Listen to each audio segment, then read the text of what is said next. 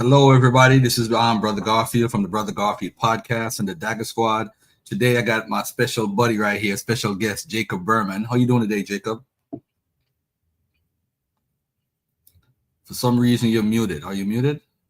Okay. Yeah, I was muted. I said, very good, Garfield. How are you doing? I'm doing great, man. I'm excited to have a conversation with you about that dialogue you guys have. I wouldn't even call it a debate. It's a dialogue at this time because I don't think anyone could debate the historicity of Jesus. I don't think there's no clear winner ever going to be in this debate. Is never. And if you say Jesus exists, they're going to call you a Jesus lover. You're a sucker for the Christians or whatever. You know, so there's no win or loss here. What I would love to do, which I've probably never done before, and I call this show "The Jesus Wars Are Back." The Jesus Exists, and it's a debate review with Jacob Ehrman about a debate that he had last night with, of course, my buddy, Dr. Dennis McDonald. I'm like one of his biggest fans. I've always loved his work, even before I met him. I interviewed him, I think, 4 years ago. He was in my 20 for 20 February.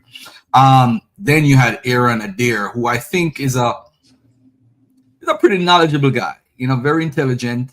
Godless Engineer is a YouTube guy like myself. We're not experts, we're autodidacts, and we pretty much study the work and study what the scholars do when we interview scholars, just like my brother Jacob right here. So with this debate, why did you do this debate, by the way? What made you guys do this debate?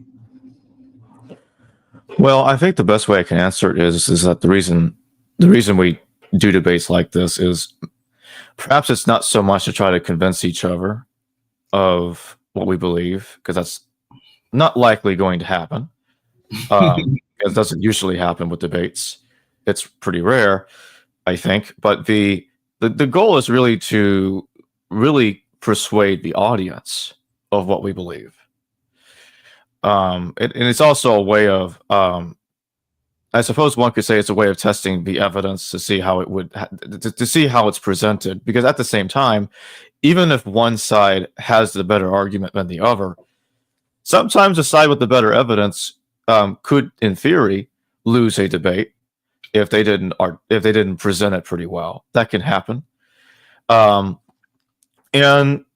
so basically, I think these debates happen because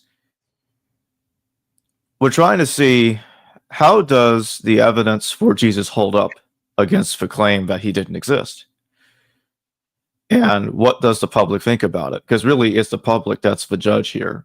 Which side?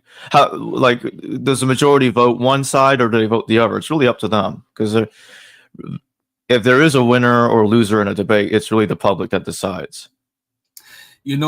With scholarship, right? There's something that scholars do when you're doing history. It's called you're practicing a methodology. You're trying to falsify documents.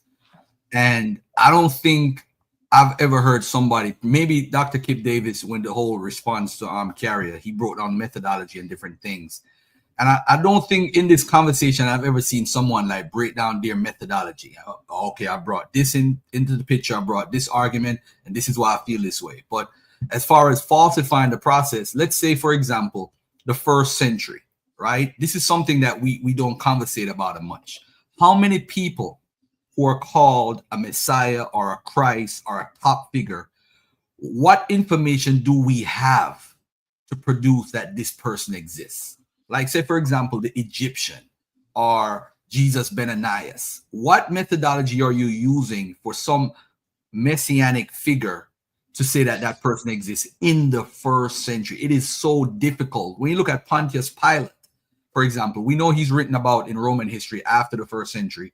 And we know, but pretty much when they found the Pilate stone years before we were born, that was solidifying that he actually was a real guy, because there's not that much. There's evidence there that he exists, but it's not that much evidence that we could say, hey, we're 1,000% sure this guy existed and he did all the things that it said he did. We know he's a real person based off of archaeological finds, people writing about it. So how many figures can we find and document in the first century and say, hey, this guy is real and what they wrote about him is correct? I don't know if we can literally find tons of guys in the first century. I think Me and you right now, we're on YouTube. There's no YouTube back in the first century, Jacob. There's no Google. Right. There's no, Right. you know what I'm saying? So if I'm to travel from, say, from Galilee all the way to Nubia, it takes me weeks or even months before that even happens. So I think on both sides, people drawing conclusions got to be careful and probably need to do a step by step. I think Dr. Bart Ehrman tried his best in the book, Did Jesus Exist, to lay it out. Yeah. But I think there need to be further a book that could have both sides and falsifying both arguments. I think we need to do that. I think we need to actually not be lazy Sure. about it, actually do that process. Yeah, I think we need to be careful because there are some people, especially I'm talking about like the extremely hardcore mythicists, and like there are some mythicists, if you really dig through it, there are some that think that Paul didn't even exist, and there's some of them that even think Josephus didn't exist. Like this can keep going, and some of them would even question Pilate. We can't expect to have archaeological evidence for everybody that ever lived. That's impossible. That's never going to happen. Mm-hmm. But the vast majority of people in the ancient world, we don't have evidence for. We don't. I mean, we know a lot of people existed that we do not have evidence for. We don't know who they are. And it's going to remain that way. You know? Yeah. We're not, that's just the way it works. To expect this much evidence for somebody that we're already told about anyway, I think is asking too much. We already have a lot of writings about Jesus as it is. Mm-hmm. And the amount of writings we have for Jesus is we don't have for other people. The point that I'm trying to make is that, you know, it's much better evidence for Jesus than we have for other people that we have no reference to in even the slightest way. Yeah. Now, the debate in the debate series in 3 parts. In the first part, when I debated Dr. Adair just one-on-one, I focused primarily on extra biblical sources for the historical Jesus, for the most part. In the second debate, I focused more on Paul, but I still used extra biblical sources for Jesus. Mm-hmm. In the third debate, which is the one we're primarily talking about right now, that we're reviewing, I focused even more on Paul, but I also still used extra biblical sources. And Josephus also played a part in the argument. Josephus did also play a part in the argument in the second part, but more so, perhaps more so, I would say, in the third part. Now,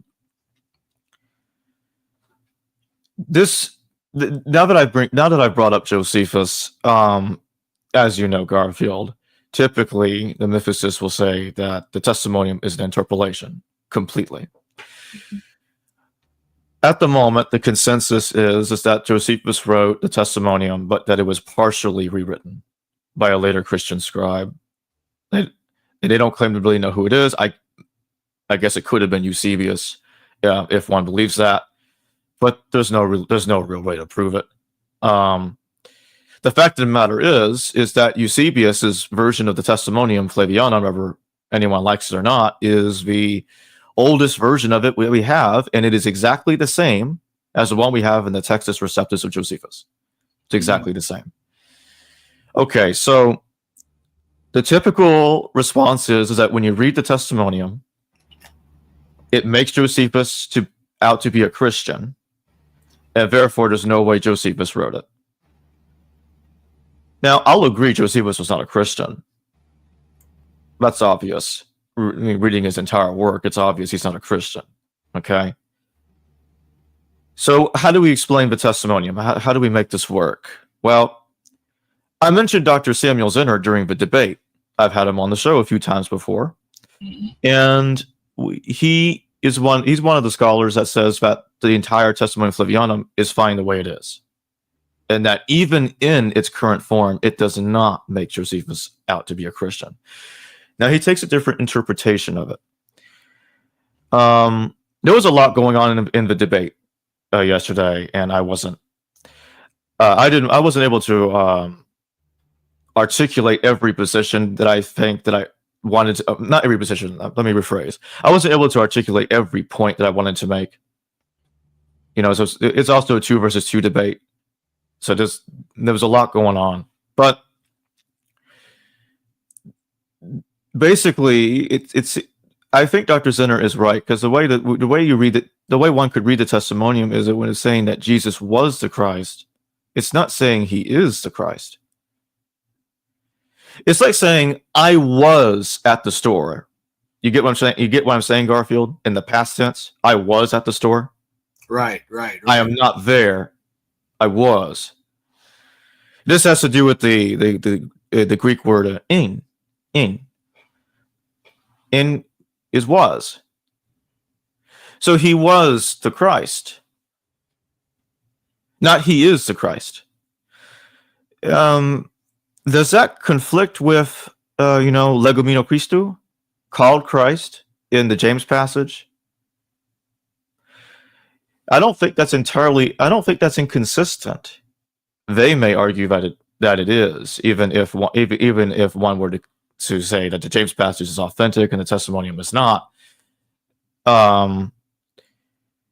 It's like I mentioned in the debate. Robert Van Voorst, for instance, said that the majority of scholars overwhelmingly accept the authenticity of the entire James passage without question. Okay, so if the Testimonium is saying Jesus was the Christ, not he is the Christ, you see what I'm trying to say? That's weird. Right. Why is it doing that? Mm-hmm.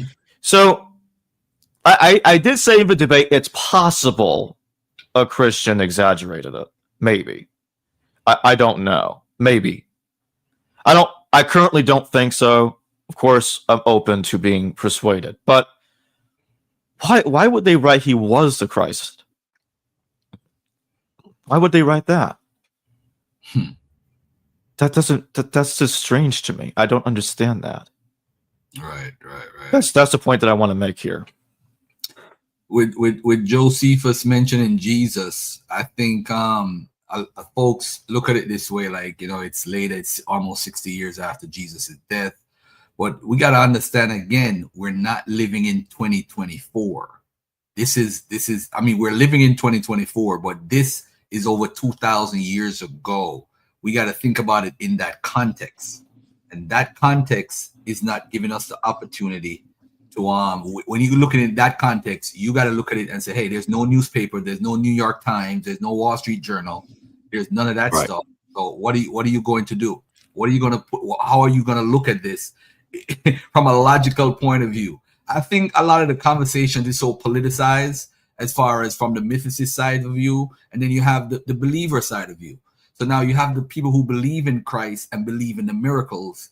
I'm not interested, and I hope Jacob is not interested in looking for that Jesus. I don't think anybody in academia is looking for that Jesus, the one with miracles, the one that supposedly resurrected, the one that ascended to heaven. Right. I'm not looking for that Jesus. Yeah, so let's just remove that out of the perspective. And I've never read in academia any logical or even a believer who's an academic say, hey, I'm looking for the historical Jesus, and it's based on him feeding the 5,000 or feeding the 4,000 or raising people from the dead. They're not looking for that Jesus. So what happened is when the layman is looking at the story, they're like, just like how Dr. McDonald said in the story, to quote him, he said, the Christian Christ is mythological. And I agree with him 100%. That person that's raised from the dead, that person that did the miracles, that's born of a virgin, we're not looking for that guy. That's the mythological stuff that's attached to the historical person. So let's look at it from that way. So I'm not here to offend any Christian or any Bible believer. We're not here for that, but we're not looking for that guy. We're looking for the guy who they actually added those, or in literature or in poetry, they said, or when you're acting, they call it the ad lib.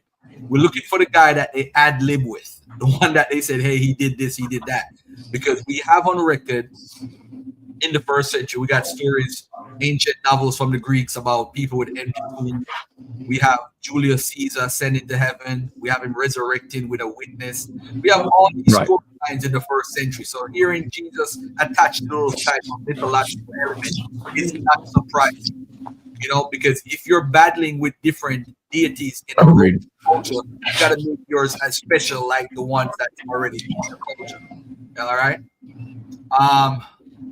So this is what I'm going to do. Moving forward, I'm going to play a clip of the debate, and then we're going to do some. Okay. All right. So let's start with Godless Engineer, and then Aaron and Deer, a little bit of him, and then we're going to get into it. All right. So here we go. Yeah. All right. So here we go. Well, hello and welcome to History Valley Podcast. This evening we're having a debate night. Did you? Our opening statement here for the debate. And first, I want to thank everybody for being here, Sean for moderating, and Jacob and Dennis for engaging in this discussion with us. But today, both Aaron and I are going to present our arguments for why we think that Jesus probably didn't exist. Next slide. First, I want to heavily emphasize that I'm not a scholar. Dr. Adair does have more degrees than I do. But as far as I go, I am not a scholar in this area today. But our positions are supported by relevant experts in the field of history and New Testament studies. Currently, the full peer-reviewed hypothesis is described in Richard Carrier's On the Historicity of Jesus, and Raphael Lataster's Questioning the Historicity of Jesus establishes a good foundation for remaining agnostic on the topic and responding to the best historical defenses that currently exist. He does a deep dive on both Dr. Bart Ehrman's Did Jesus Exist? And Maurice Casey's attempt to prove that Jesus existed. Both works contain extensive footnotes and citations establishing that they are consulting the full range of academic sources to establish their positions, and I highly recommend either book. Next. What is mythicism? So first, what exactly is mythicism? Mythicism is a historical hypothesis concerning the existence of Jesus Christ. Historical hypotheses are usually judged on the basis of how likely something did exist or occur. That's why I'm specific when I describe my conclusion. I usually say that Jesus probably didn't exist because it is a likelihood calculation. Minimal mythicism stipulates that he was originally a celestial figure that was given a body constructed by God using David's seed. He subsequently descended from the upper heavens to the lower heavens in the firmament just above the earth. While there, he was killed, buried, and resurrected. He then ascended back up to the upper levels of heaven. Later, he appeared to people on earth, proclaiming his sacrifice and offering eternal salvation from their sins.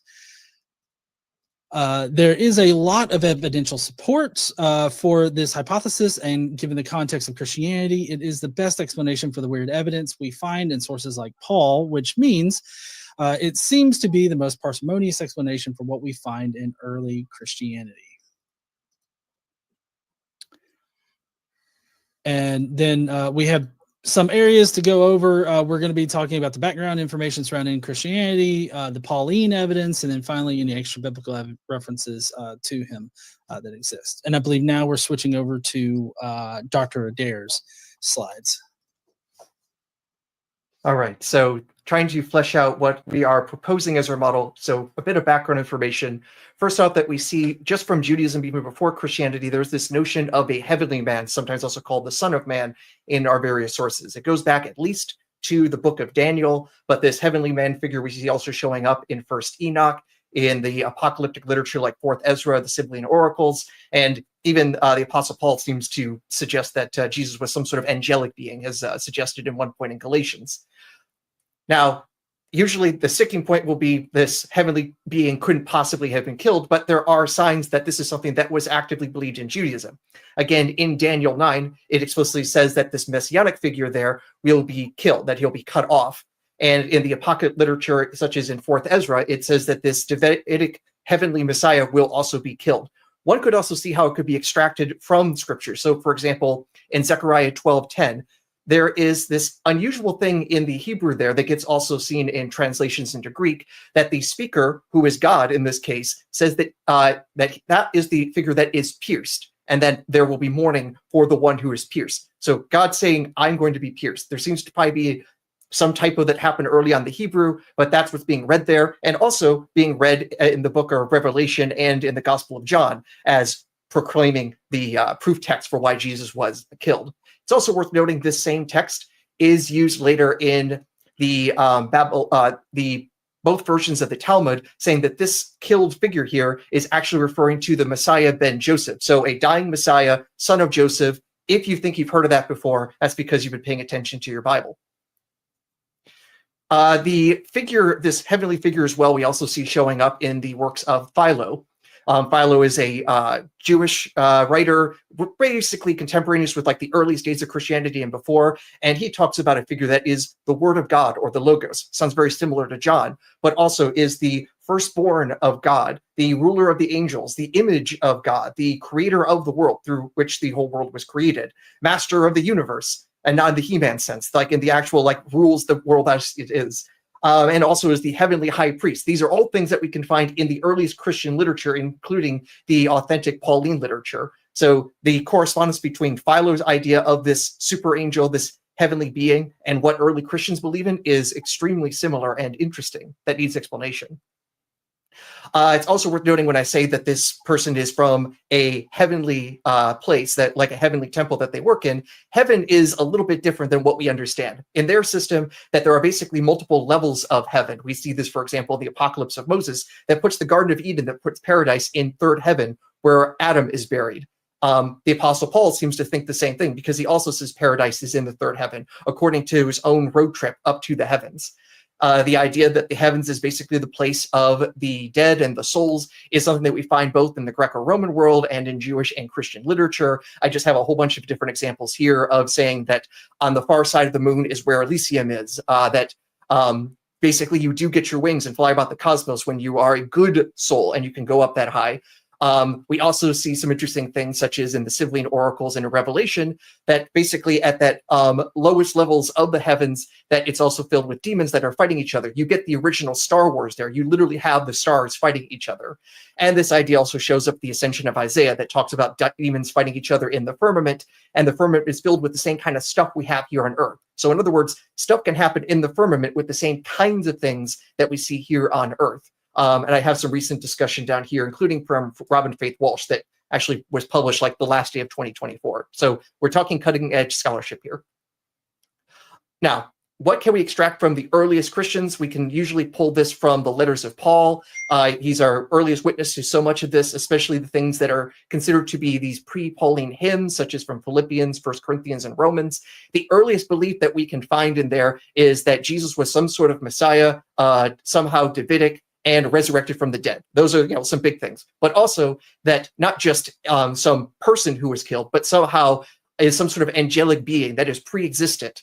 We see that in the earliest literature, especially like in Philippians.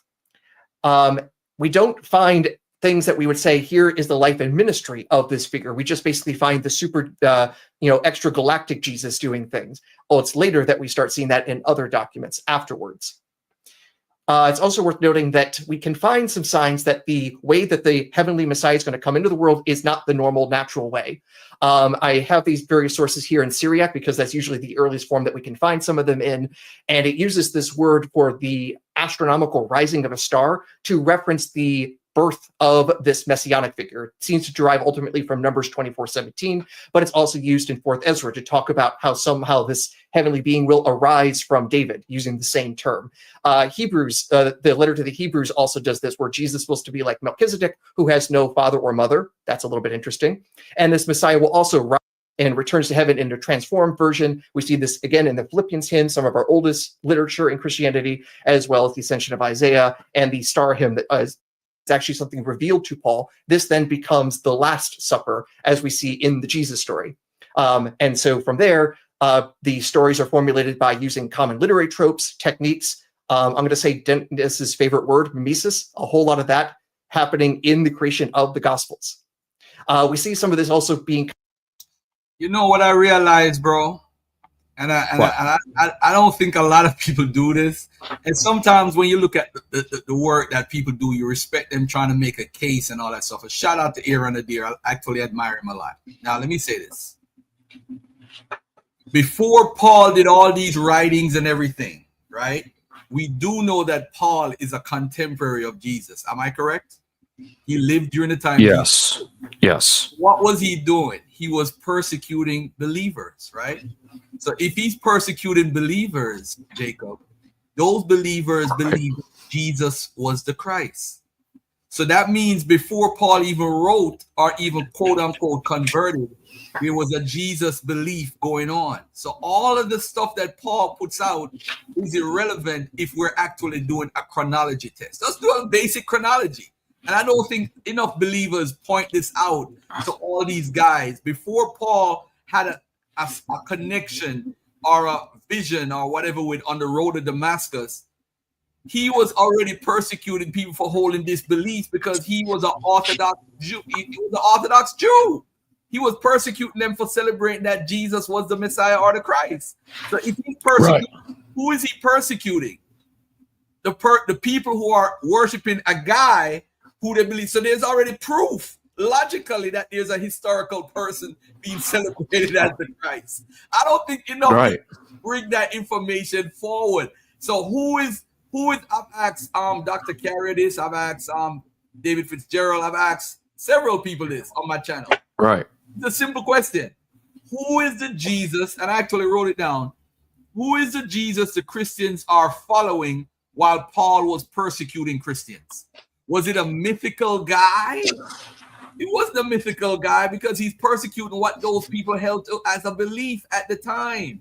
So this whole thing about he created this guy in the third heaven and all that stuff, whatever he's writing poetically or whatever, who cares? That means that Jesus' belief already existed before his so-called walk on Damascus, which I don't believe happened. That's just his way. I feel that this is Garfield talking now. I'm just saying Paul wants to be down with the Christians. So he just made up this whole story that I got a vision. I'm not trying to disrespect the Christians' belief. He just probably made it up and then say, here what? This is going to make me be down and legitimize me as an apostle by making up that I got a vision from Jesus or whatever. Or maybe he did get something. I'm just saying to everybody, there's no evidence that Paul existed. Mandy Moorhall, I'm going to say this to you carefully.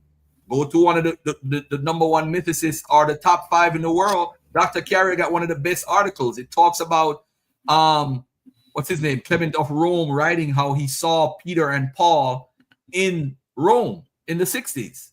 So what are you saying? Clement of Rome is lying or it's not true? I mean, come on. We know Paul is a real person. But I'm just saying that point about Paul pre his conversion. So pre-conversion, Paul is persecuting Christians and they're worshiping a guy who is a Christ before Paul could have made up anything. So even when Aaron Adair got all that information that he's putting out, and I love the information and respect it, but what about who was he persecuting? If he's the one that made all of this up, as my buddy Dr. Carey would talk about, or the gentleman Lassiter in Australia, or Earl Doherty, if Paul made it up, what was he doing before he made it up? Because he was persecuting real Christians. That's just my input as far as, because if I'm saying I'm putting a case to say that more than likely this guy didn't exist, he's putting a good conversation together for us to babble about. But if you're using Paul as a source, that means we could use all of Paul. And a part of his history exists before he got converted. So what are we doing? Go ahead, Jacob. I hope I'm making sense. You are, but I will make a correction. Clement doesn't claim to have met Paul, but he does tell us that he knows of Paul. He died a while ago. That's something he'll say. Now, Origen, I believe it was Origen in the 3rd century, he suggested that the person that wrote First Clement is the one that is the Clement Paul mentioned in his epistle to the Philippians. Mm-hmm. I'm not convinced it's the same Clement, but regardless of that, Clement is attesting to a historical Paul. He's writing in the 90s CE, and he's attesting to the historical Paul. That's what he's doing, and to Peter and others, but primarily. Yeah, I would say Clement is good evidence for a historical Paul. Now, what we do have is we have 6 other letters attributed to Paul, written after 70 CE. They were not by Paul. Many scholars believe these are not by Paul. First, Second Timothy, Titus, Colossians, Ephesians, Second Thessalonians, and there's a lot of scholarship done on those letters to explain why none of that is authentic. Now, there are some that still hold out for the Deutero-Pauline epistles as being authentic: Ephesians, Second Thessalonians, and Colossians. But many scholars dismiss First, Second Timothy, and Titus as inauthentic, and they are often called the pseudo-Pauline epistles.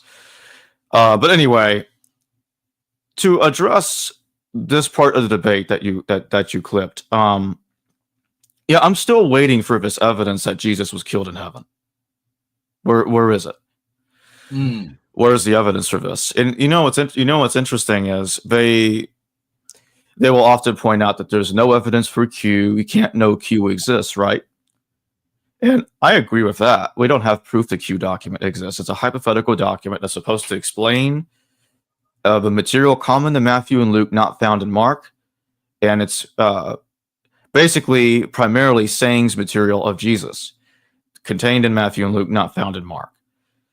So a lot of scholars believe that this comes from the Q source, as it's called, coming from the German word Quelle, which means source.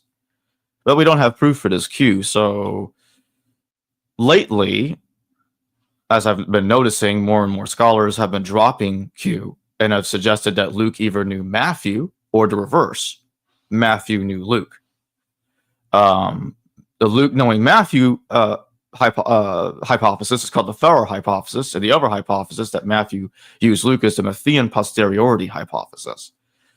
So one of those positions is typically what you'll see when someone abandons the Q theory, when a scholar abandons the Q theory, the two source theory.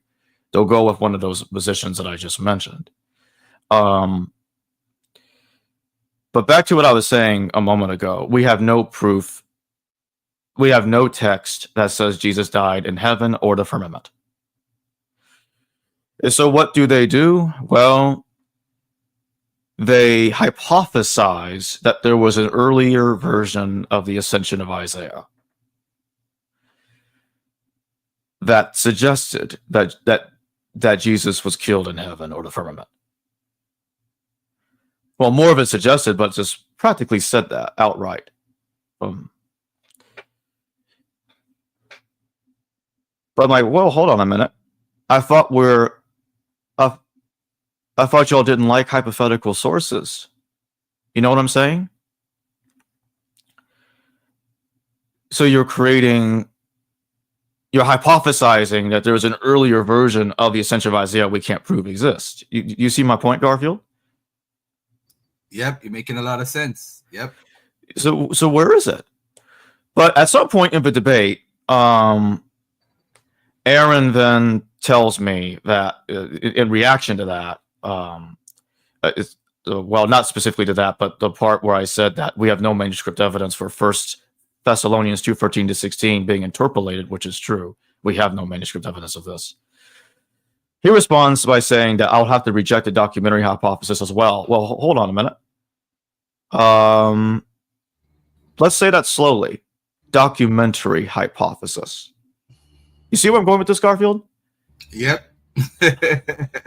You know it's a hypothesis too, right? Exactly. And I have a lot of respect for Ehrman. I'm just kindly responding to all these comments here. That's what this is all about. So, but I'm like, we have no proof for E, P, D, J, and R, these hypothetical sources or text that are supposed to explain the formation of the Torah, or Pentateuch, as it's also called. They may have existed, or something resembling them may have existed, but there is no absolute proof of that either. If you press a lot of these scholars on this issue, and you keep asking them, hey, do you believe with absolute certainty that the documentary hypothesis is correct? They'll most likely tell you, I think they'll most likely tell you, no, we can't be absolutely certain these sources existed. Now they'll say there has to be something that explains this, because the Torah, the way it's written, there's inconsistencies and inconsistencies in certain ways that can only be explained by something like the documentary hypothesis. You know what I'm saying? So I'm like, okay, great. But how do you know you reconstructed any of these documents, even if they did exist, accurately? You see what I'm trying to say? Did you really hit the nail on the head? You know? Did you? Are we guessing this correctly? Mm-hmm. How do we know it? How do we know it? So so yes, those are hypothetical sources like Q is. If we're being real, they are. That's it. Yeah, I think. And by the way, so let me respond to 2 or 3 people in the audience. I'm just gonna put some stuff on this. Shout out to We Are DNA. Thank you for supporting the channels. And what would be really impressive is if there were many other cultures who wrote about Jesus, considering there were thousands around during that time. And what I would say to you is, you are believing the narrative, which is what you can't do in totality when you're looking at an ancient writing. And I think that's a mistake that many of us make. He had followers all over, so everybody should have wrote about Jesus. No, that's what the narrative says in Acts. That doesn't necessarily mean it's true. It's somebody propping you up. You know, if you're making you more than what you are. Oh, if someone write about Garfield 100 years from now, oh man, when he was on his YouTube channel, man, he had over 18 million people watching at one time. People embellish all the time. That's what writers do when they're writing in history.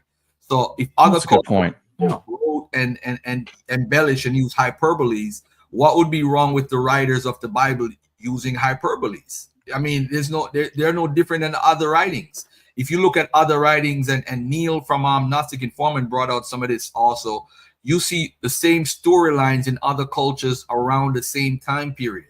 So this story is not different than any other ones. Even saying you'll die for your beliefs, you know, you see that in other cultures, people dying to be a part of the Eleusinian mysteries or whatever mysteries, whatever. So these things are in every culture. It's just that this game that they pushed seemed to be a game that attracted a few people. By the time it got to around between 5 to 10%, they said, hey, you know what? Let's make this the national religion. Once they did, that's when it blew out of proportion, blew out of control. There's no more controlling it, because the Roman Empire, which was the #1 empire at the time, adopted this faith. That's the biggest endorsement you could ever get. That's like me and Jacob getting endorsed by Joe Rogan, to give an analogy. If he endorses our channel, folks are gonna flock. Millions of people are subscribed to his channel. Gonna be like, who is this Brother Garfield podcast and Jacob Berman from Hidden History Valley? Who are these guys? They're gonna be curious and subscribe because we got endorsed by a guy that is super popular. Right. So that's the way you look at it back then. Once the Roman Empire endorsed Christianity as a national religion, that was it. It was going to take over the world. So, you know, so I don't see the popularity argument. I wouldn't hold to that at all. All right, let me see if there's any other thing I want to respond to. So one thing I will say real quick is I'm not claiming, when I mentioned the documentary hypothesis earlier and how we can't be absolutely certain that is correct, or at least in the way that it's presented. I'm not saying that I'm accepting that Moses wrote the Torah or the traditional view, the traditional views in Judaism regarding the Torah. I'm not saying that at all. Mm-hmm. I'm just pointing out the documentary hypothesis is a hypothesis, and I'll just leave it at that. I do want to play a part of the video where Godless Engineer and what's his name made a comment in the chat that was so true. I do want to fast forward to his part when he gets back. Godless Engineer. I'm going to skip your part for a minute and get to Godless Engineer because I want to deal with some of the arguments that's made about why X, Y, and Z might have happened, why this happened, and so forth. So let's get Godless Engineer for a second. Let me see if I could get historicity problems. Let's see here. Okay, James, the brother of Jesus. All right, let me see right here.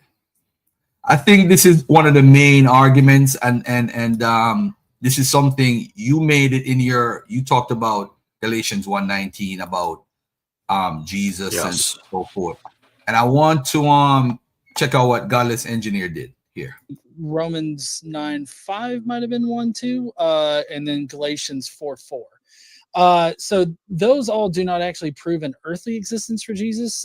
In fact, the portions like Galatians 4:4 and Galatians, or well, not Galatians 1:19, but I believe the Romans 1:3, both of those, Paul specifically uses the Greek.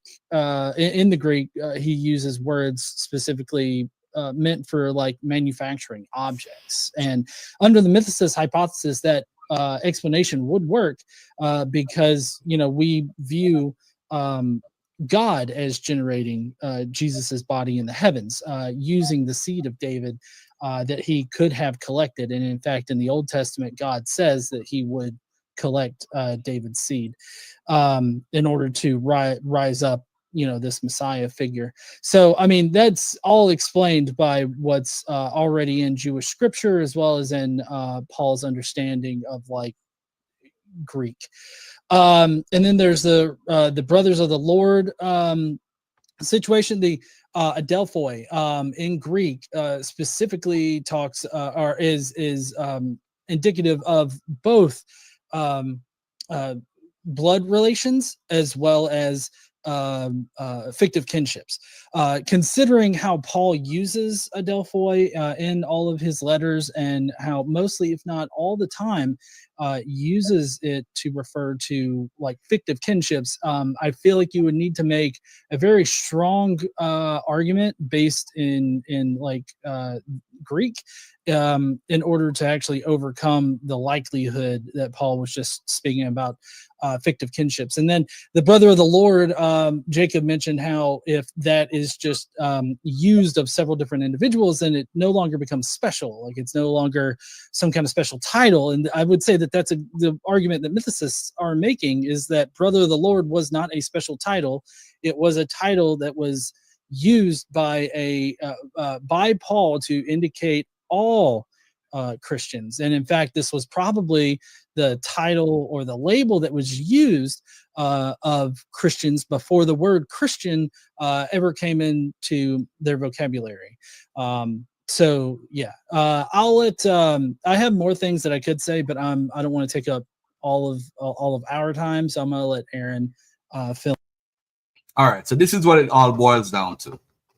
All right, is I wanted to show a comment that our good friend Kip Davis made when that was said. I actually screenshot it when I was watching the debate over. And let me just read what Dr. Kip Davis said. He said, word for word, I'm quoting him. He said, there is literally not an instance in all of Greco-Roman literature that uses adelphos or adelphi in a genitive construction for anything but actual human brothers, not one. I think, right? By the way, Godless Engineer is definitely a disciple of Dr. Carrier. He's regurgitating his argument to the teeth. He's probably regurgitating it better than Dr. Carrier right now at this point. All right. So let me just say this with Galatians 1:19 and 1 Corinthians 9:5. I'm gonna actually bring up that scripture just to make a point. There's only 2 times in the actual biblical text where I think that when Paul uses the term the Lord's brother, it's actually really the Lord's brother, but it's brother of the Lord in the Bible.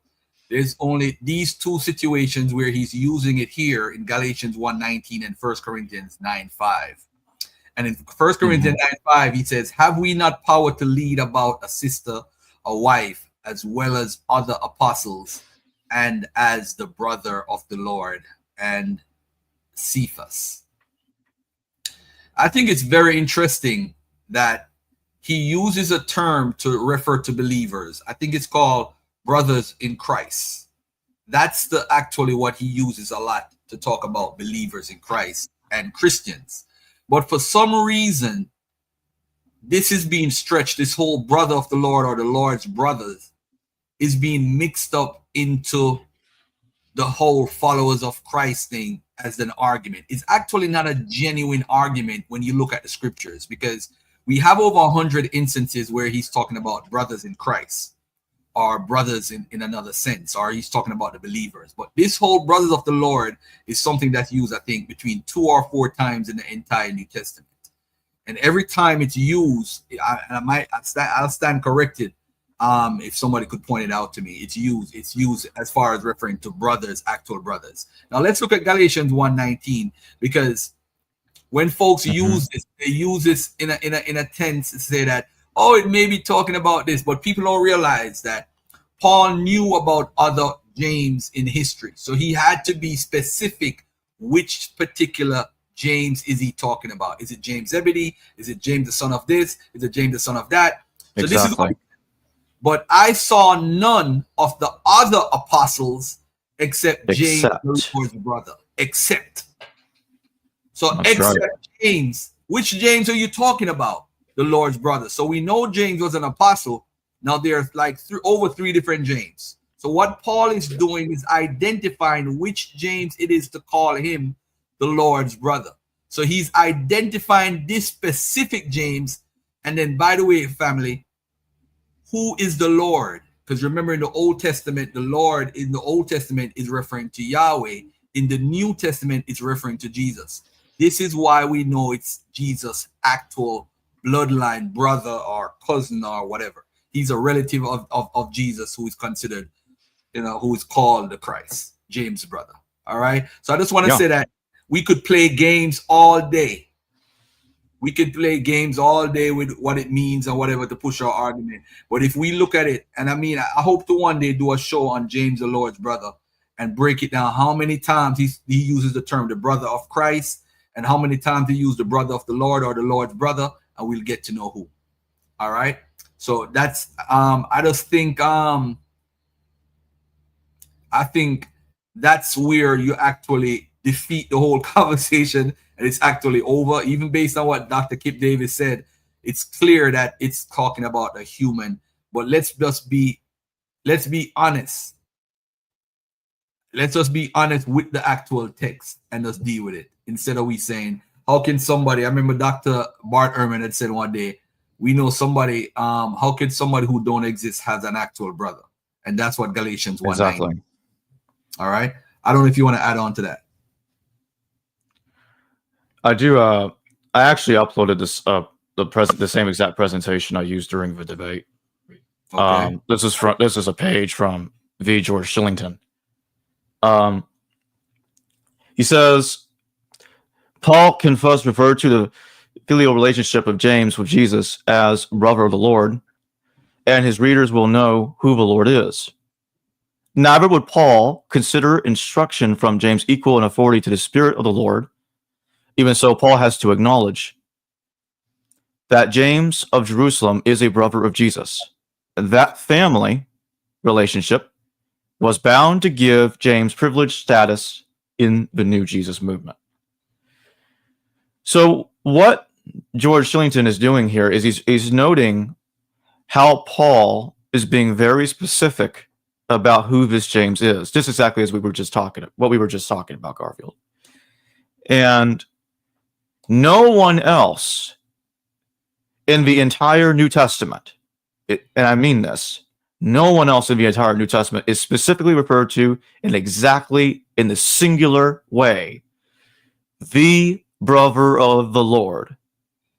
Only James is called this. Absolutely no one else. Only James. And that's why in the debate, you notice that there was no example ever provided that someone else was called this. Because it's only James. Only James is called this. And that is very significant. In the 2nd century, when Marcion abridged the canonical New Testament and removed stuff from it that he didn't like, he shrunk Paul's letters, he shrunk the Gospel of Luke. You know what he took out, Garfield? He took out Lord's brother out of Galatians. Galatians 1:19 is not there. Now, why did he take that out, Garfield? Because Marcion believed that Jesus was born in heaven and he descended down from heaven to earth. So you can't have earthly parents. But Marcion still thinks Jesus was crucified on earth. So he's not saying that Jesus was crucified in heaven. He said Jesus descended from heaven. He came from heaven. He's the son of a different God. A different God. And that he came down and he was crucified on earth. That's why he took that out. And that's also why when you read the Gospel of Marcion, it's not there. There's no hint that Jesus had brothers. And that's pretty much in every single reconstruction of the Gospel. Marcion's Gospel is problematic, and Marcion's Paul is problematic due to the fact there are different reconstructions. The point that I'm trying to make is Marcion had the theological agenda to remove material he didn't like, exactly as the church fathers claimed he did from the New Testament. And you see, brother, the Lord is gone. Marcion's Galatians, brother, the Lord is gone. You see my point? Yeah. He must have thought, oh no, that means physical brother. I can't have this. I gotta get rid of that. I can't have Jesus have brothers. Good point. Very Physical good point. brothers. So it's gone.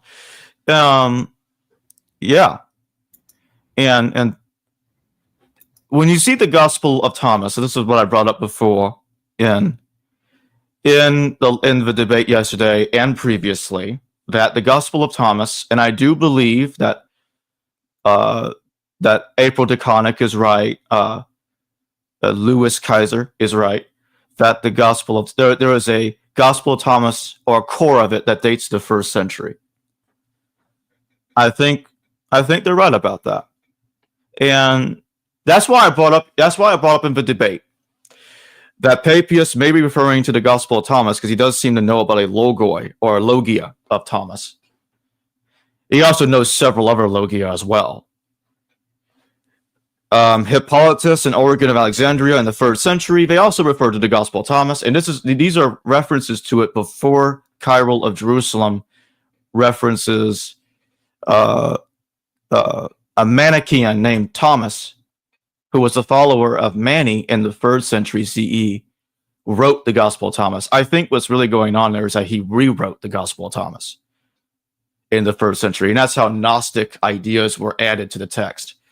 So somebody might say, well, hold on, Jacob, you're a hypocrite. So you do think there were interpolations without evidence. Like, no, I just gave the evidence. You see what I just said? We have evidence it existed before the 3rd century, and yet it was written again in the 3rd century. See what I'm trying to say? You see my point, Garfield? Am I making sense to you? Yep. Yes, you are. So here's the problem. So because we know it's 3rd century, because we know that the final version of it is 3rd century, we don't have the manuscript evidence to show which parts of it were added by this Manichaean. So we have to guess. You see, now that's the hypothesis. How much of it was added? Now that's a problem that needs to be worked out.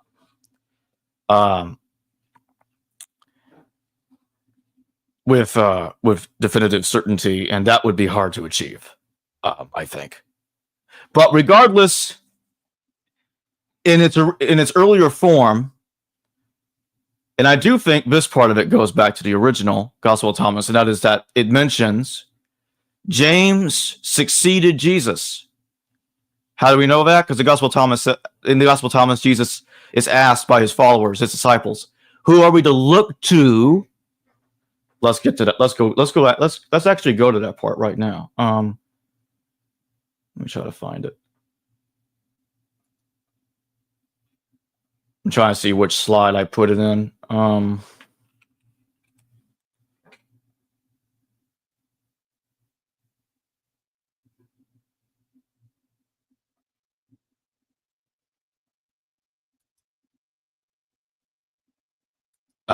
There it is. Slide 8. The disciples said to Jesus, "We know that you are going to leave us. Who will be our leader?"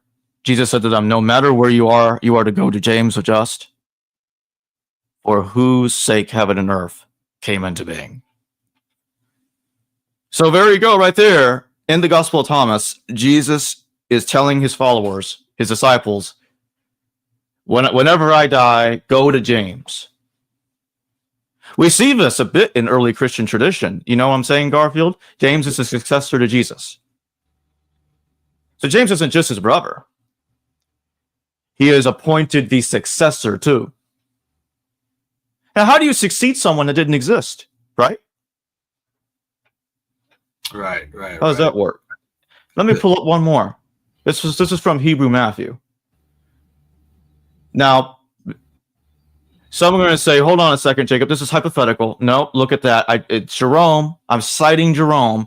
The church fathers know about Hebrew Matthew. It's not a hypothetical document. We have several references to Hebrew Matthew. I think this text was probably written after the original Thomas was, but before our Gospels. I've had Professor James Edwards on the show before, and he thinks that Luke knew Hebrew Matthew. He's done a lot of work on Hebrew Matthew. He's got a whole book about this. Let me get the title of it. It's called... Do you think it's back from the 1st century? He thinks Luke knew actually about the actual text? Yes, he does. But I think I think all the Gospels... all 3 of the Synoptic Gospels knew about Hebrew Matthew, one way or another.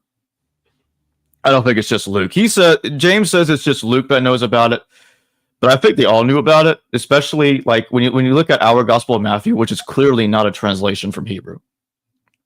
It's not a translation, so it's not the same document. I want to make that very clear. You see this passage right here, Garfield? This is not in the New Testament. This is not in our Matthew. It's not in any of our Gospels. Let's read this.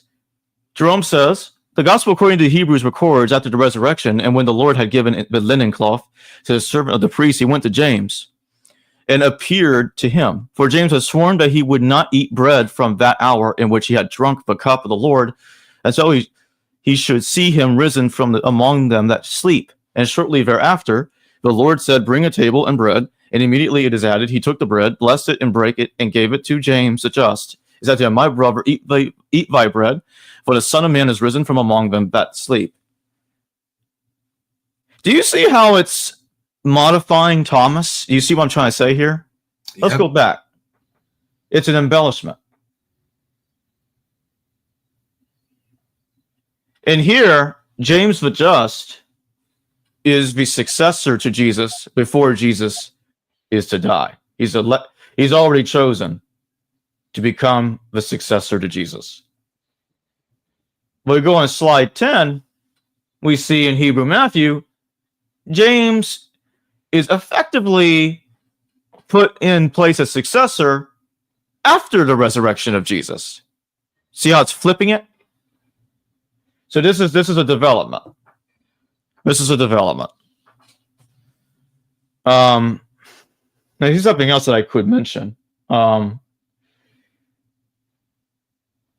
me see here.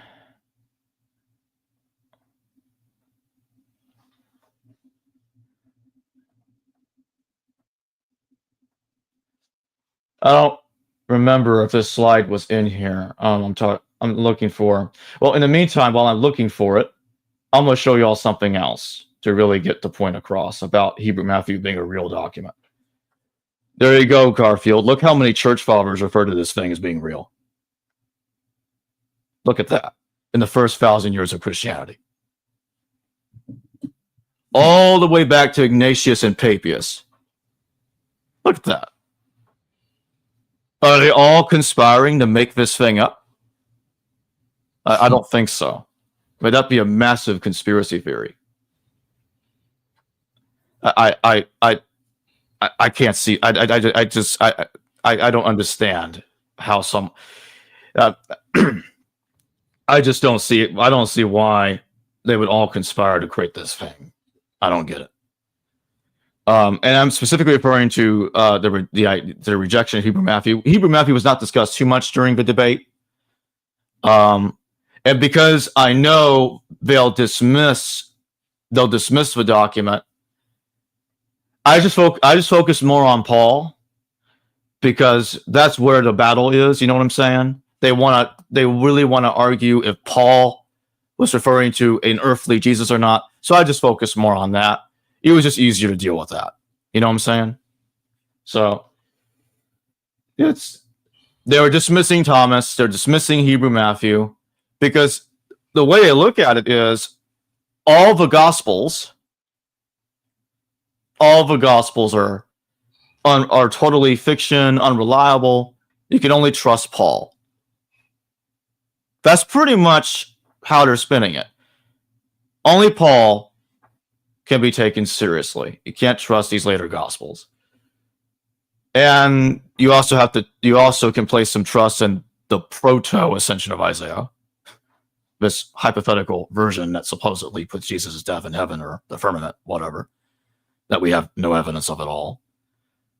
But they reject Q too. So anyway, I don't know if there was a Q document. I don't know. I do believe pre-Markan sources, obviously, and I think that the original Thomas and obviously the Hebrew Gospel are pre-Markan sources. But I'm sure there was more than that. But we don't have access at all. We don't know anything about what those other pre-Markan sources were saying. That's unfortunate. And I think Papias might be evidence of those pre-Markan sources. Well, more than might be. I think he definitely is, about these other logoi or logias that he knows about. But we don't know anything about what was in those logias or logos. So that's a problem. That's a problem that needs to be worked out, if it's even possible to work it out. Here's something that's interesting. Let me see if I can pull this up real quick.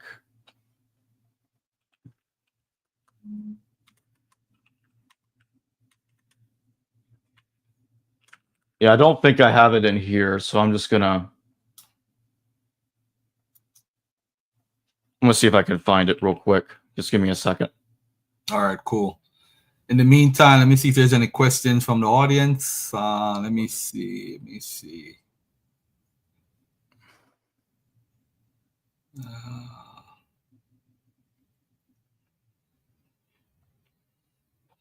But also, when we look at, let me ask you this, Jacob. When do you date the Gospel of Thomas?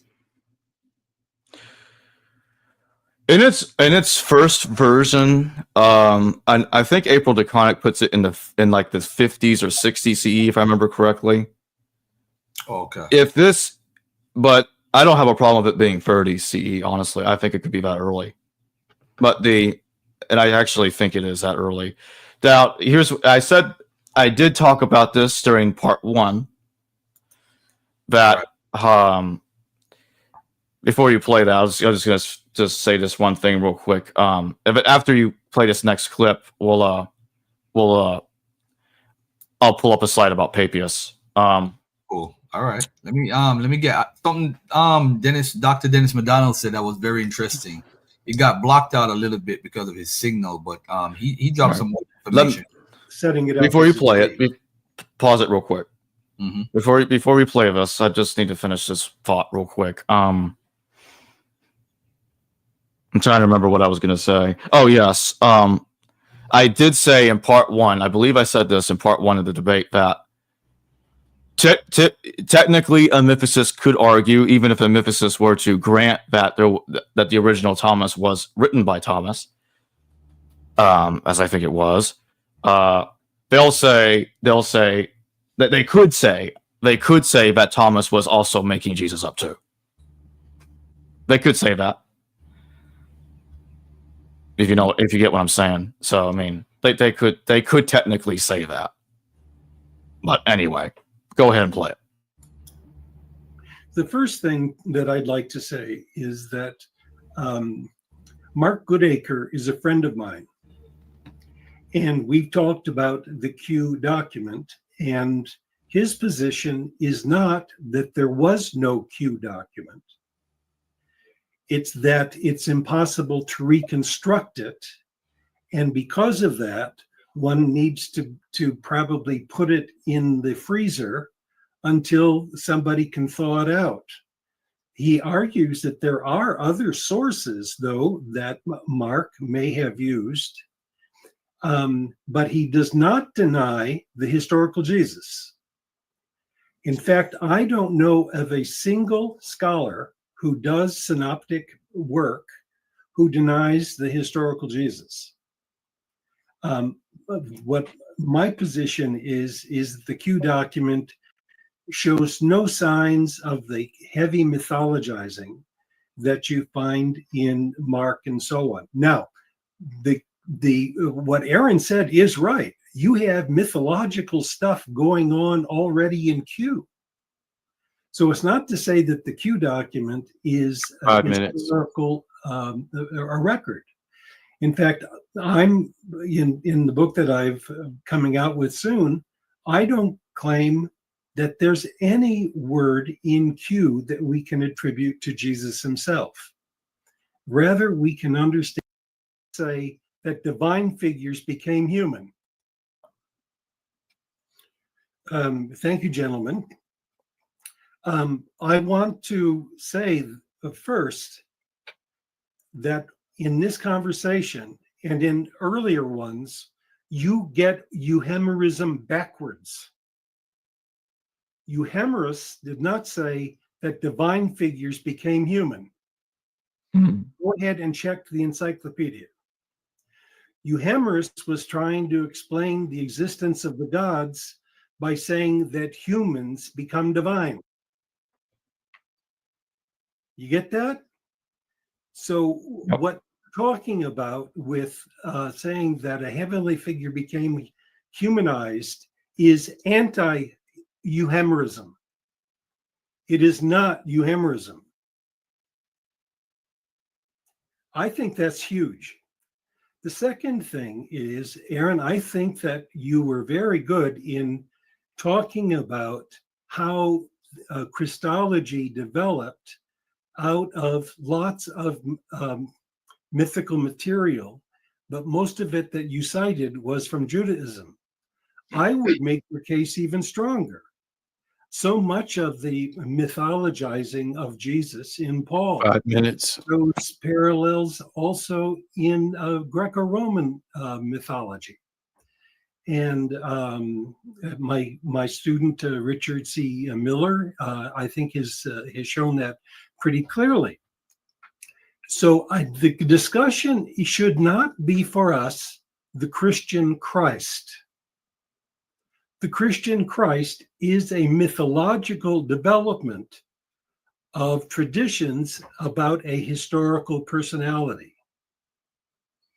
Now, one of the things that you did not mention at all is the Q document.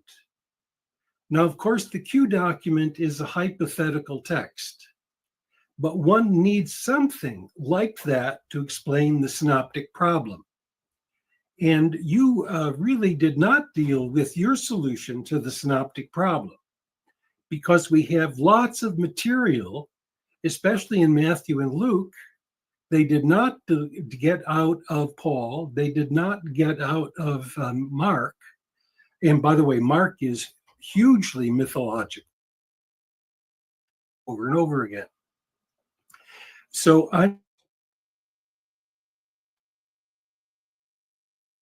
he broke up there. Yeah, I think he chipped our idea. But that was a big point that I made a note of. Christianity influenced by outside sources at the core is Judaism. and the Christian Christ is mythological. I think that was a huge point that he made as far as when you're looking for the search for a historical person, or you're trying to inject mythological elements into it. So a lot of people don't believe in Jesus because of the mythological elements. And I think debating that or even having that mindset throws the whole debate off on the jump. Go ahead, my brother. All right. Yeah, I think I agree with what you said there. So what I'm going to do now. So let me see if I can pull up Papias. So there's a specific reference about Hebrew Matthew in Papias. What I'll do is I'll just add this to the slides because I don't think I had it in here. Let me see. I can find out right now. Yeah, I definitely didn't have it in here. I'll just put it in. All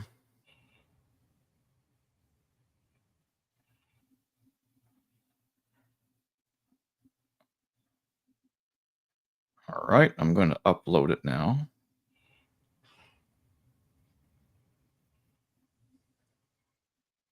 Let's just give it a second.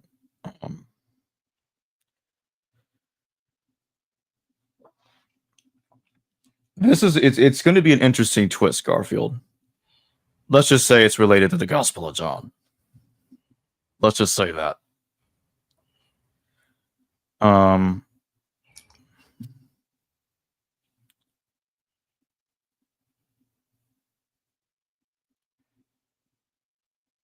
Because it shows that stuff that was added later to a text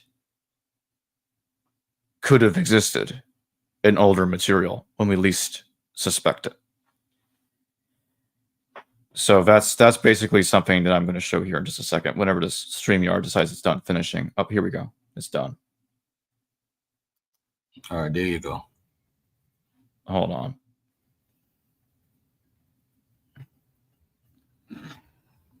No, that's trying to remember which.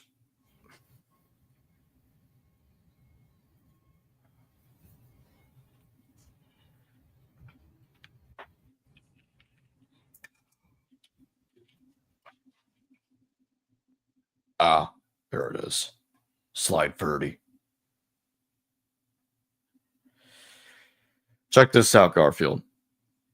Remember the other day when you were doing that live about Westhoff and Derek, Neil, and I were in the live chat commenting? Yep. I pointed out that in Codex Bezae, Codex Bezae is the earliest codex that has the Gospel of John talking about the woman caught up in adultery. Well, guess what's in Hebrew Matthew, Garfield? Look at the underline in the bottom. This is what is related by Papias regarding Mark, but with regard to Matthew. He has made the following statements. Matthew put together the oracles of the Lord in the Hebrew language, and each one interpreted them as best he could. The same person uses proofs from the first epistle of John and from the epistle of Peter in like manner. And he also gives another story of a woman who was accused of many sins before the Lord, which is to be found in the gospel according to the Hebrews. See that? Mm-hmm. Oh, so the woman caught up in adultery is apparently in Hebrew Matthew. And it was later inserted into the Gospel of John, hundreds of years later, in Codex Bezae, which Codex Bezae, for all we know, could be the very first instance it was actually added. We can't know that for sure. It could have been added prior, but it was put in there. Now, being very specific, I'm saying it was added in the Gospel of John. Let me see something here. There are other instances where let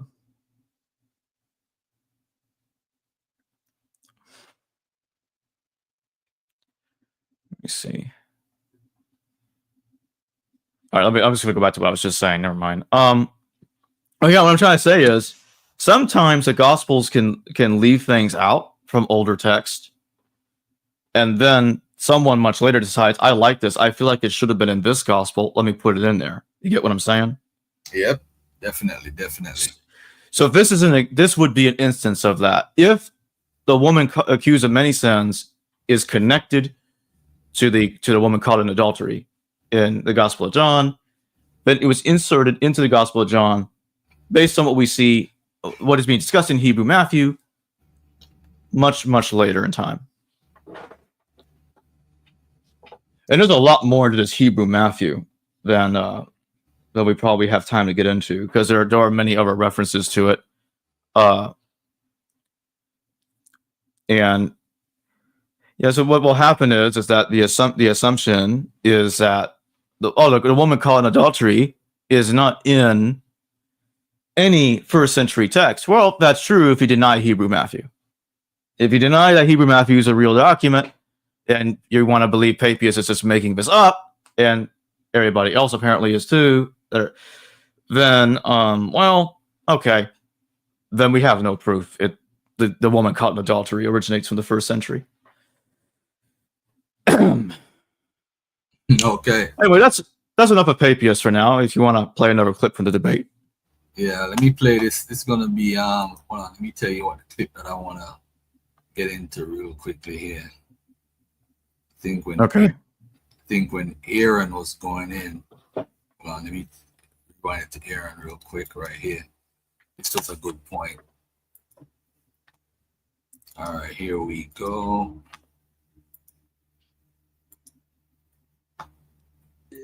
I guess I just feel like it's a debate between the four of us. Like, shouldn't we have the debate first and then invite people to add their commentary? Like, I don't know. I've only been doing this for about 12 years. I feel like, a debate is like we have the debate and then commenters come in. So like, that's all I'm asking.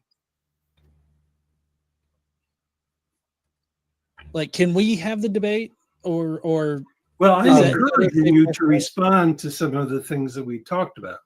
Well, but, I would love to respond. I think it'd be great. I think it'd be great to invite the chat in. That's all. Well, let's we can go through the super chats after. I think we should go through the super chats after we complete our 30-minute back and forth. I think that'll be the most productive. Yeah, let's do it like that. I do too. Well, let's go with that. Okay. Can I say something, because I haven't gotten to talk for a minute. Okay, so timer. Go ahead. Okay, so Dennis, in one of his responses, said that Jesus was more likely to be just a glorified human, rather than a mythological figure that was then historicized, which is the definition of euhemerization. It's taking mythological figures and placing them in history. No, that's backwards. That is backwards. It's literally not backwards. I can Google it. Euhemer. I will note that actually the secondary literature on this will say kind of both things, that it does kind of get mixed up with divinization. So I want to make sure that I'm absolutely clear that there is absolutely the process of divinization, where a mortal does something and people think he's so awesome or she is so awesome that they are worthy of God status, or they actually become God somehow. The most historical example of that is probably with Julius Caesar allegedly then becoming a star, rising up to heaven, and basically becoming part of the, at least some sort of member of the heavenly pantheon. So that is a clear example of divinization, and Dennis is absolutely right that exists back then. I'm saying, though, that in the Euhemerist idea, that originally from Euhemerus himself, he takes the gods of Zeus and everyone else, and they had been believed for who knows how many centuries up to his point, believed to be gods, but then creates a narrative where Zeus was a dude, and because apparently he was just doing so many amazing things, that a cult formed around him, and that's why now people today believe Zeus is a god and the ultimate god of the world. So the question then for us is, in what direction does this go for Jesus? Because we can see gods existing and then being put into more historical narratives, and we definitely have historical people and legendary people becoming divinized in stories. So I'm saying both things happen in both directions, and I try to use Euhemerism to basically say divinization in the opposite direction, and also for the purpose of storytelling.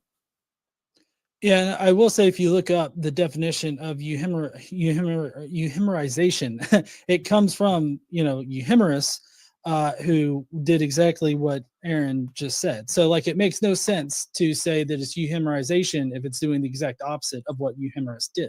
So I don't understand why anybody would want to suggest a reverse origin, I guess, for euhemerization. But in any case, my entire point here is that when you look at Christianity through the lens of the context that it grew up in and that it originated in, it's most definitely a mystery cult. And so when you take that into context, the mystery, other mystery cults, they typically, most if not all, if memory serves, had mythological figures at their center that were saviors that provided eternal salvation through their sacrifice. And you attain that through initiation rituals, sometimes baptisms, sometimes, and also including, ritualistic meals and everything.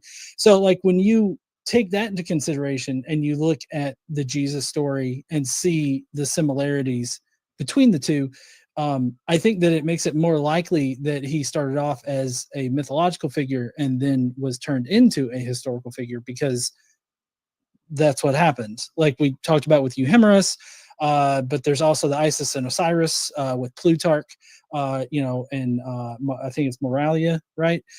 Where he mentions the beliefs and practices of the Isis and Osiris cult. So, I mean, when I don't see how you come to it being more likely that Jesus was a glorified human or a divinized human, rather than the other way around, considering the cultural context that Christianity grew up in.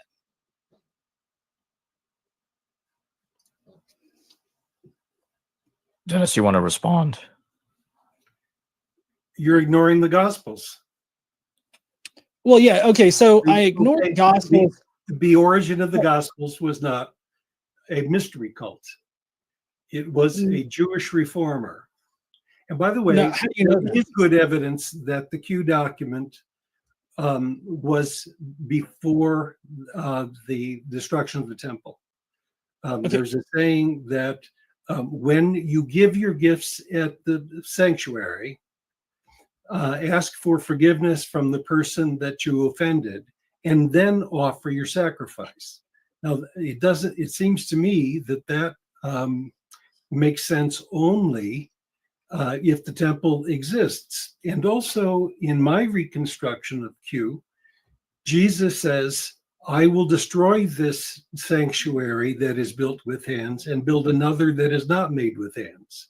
And Mark puts that on the lips of false witnesses to distance Jesus from that failed prophecy. So you don't have a saying about Jesus destroying the temple if the temple's already destroyed. So I think that really is an argument that's been overlooked entirely in gospel scholarship. Well, so I have a few problems here. One, we can't know anything about Q, so like any statements about like reconstructions of Q, that's all fabricated information. That is, like it's a hypothetical document, and I would hedge my bets on the fact that other historians do not place as much emphasis on hypothetical documentation as New Testament scholars do. No, it happens all the time in classics. Okay. Well, I mean, I would need evidence of that. Like I have actual historians that are saying the exact opposite, that no historian puts, like, they may use hypothetical documents, but they don't place specifically what I said was they don't place as heavy emphasis on those hypothetical documents as New Testament scholars do, because you're making proclamations about Q, a document that we can't know what was in it, who wrote it, where their information comes from, or anything like that. You've got your personal reconstruction. Hold on, Dennis. You've got your personal reconstruction of it. That's fine. I can personally reconstruct it too, and I can put whatever I need to in it that will work for my particular argument. And there's no way that you could say, "Oh, that's wrong," because there's no document to go back to. What critical criteria for assessing the parallels in the Gospels are you going to use? Tell me what the criteria. fair error hypothesis. I mean, I've already told you this. I use the fair error hypothesis to explain the synoptic problem. You seem to be hung up on that because your interpretation of the Gospels, as well as your historical claims, seems to be dependent upon Q existing. And I feel like that's not how, like, you should actually approach the problem. The FAR like hypothesis has been shown to be so flawed. Who has? Even Goodacre knows what the problems are. Okay, if that's the case, then why does Goodacre on his website say that this is supplemental information, and why does he base his entire book, The Case Against Q, on the fair error hypothesis, specifically stating how much stronger it is than the two source hypothesis? Because the big issue between Goodacre and myself are places where Luke is more primitive than Matthew. And there are so many examples of it that it actually makes him very, don't shake your head. There's so many examples of Luke's priority to Matthew. Now you've got to explain that in some way, and to do so, you have to have criteria. Right. On that, actually, I wanted to ask you some stuff on that, Dennis, because the process that you have of detecting primitivity, it's honestly something that I am confused by, and especially in terms of the technology. So let's use this as a learning moment for me. So one of the doublets that you think, or at least I believe you think is more primitive in Luke versus Matthew is the blessed are the poor versus blessed are the poor in spirit, as in Matthew. Blessed and the poor is how it's found in Luke. And I think you believe the Lucan version is the more primitive. Is that correct? Yes. Yes. Okay. So here's where I'm trying to understand the process, because I also believe you believe that, I believe you believe, this is too redundant, I'm sorry. Part of your case is that Luke does know Matthew, and he's also responding to Matthew to some degree. Is that correct? Yeah, he likes to ignore Matthew, but he knows Matthew, but he does not use Matthew as a source very often. He does so, though, in the infancy narrative and in the passion narrative. Right. And Goodacre also talks about some of the minor agreements between Matthew and Luke against Mark, which show some evidence that Luke kind of likes some of the changes that Matthew made to Mark. I agree with that. Okay. So here's where I'm trying to understand. So, for example, with the blessed are the poor statement, I'm trying to understand what's in front of Luke when he's composing, because Yeah, I think they were going way off right here. But I see you have your slides up. Which one do you want me to put up first? I have the two source theory. Yeah, let's. So if you want to do the Greek text, that Greek text is from Josephus. We'll deal with that in a second. Let's go back to the other one, the two source.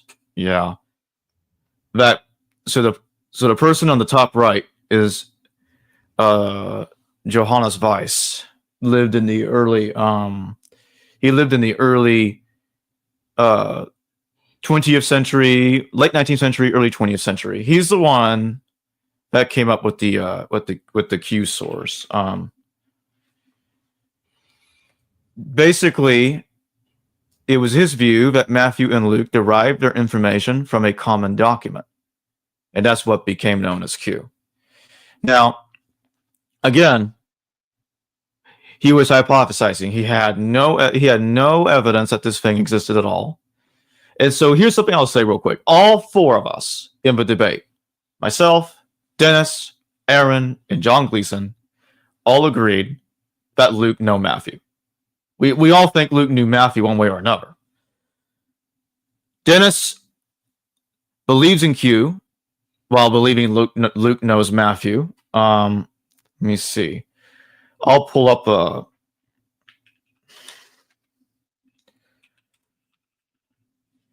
what I'm going to do is I'm going to pull up a document.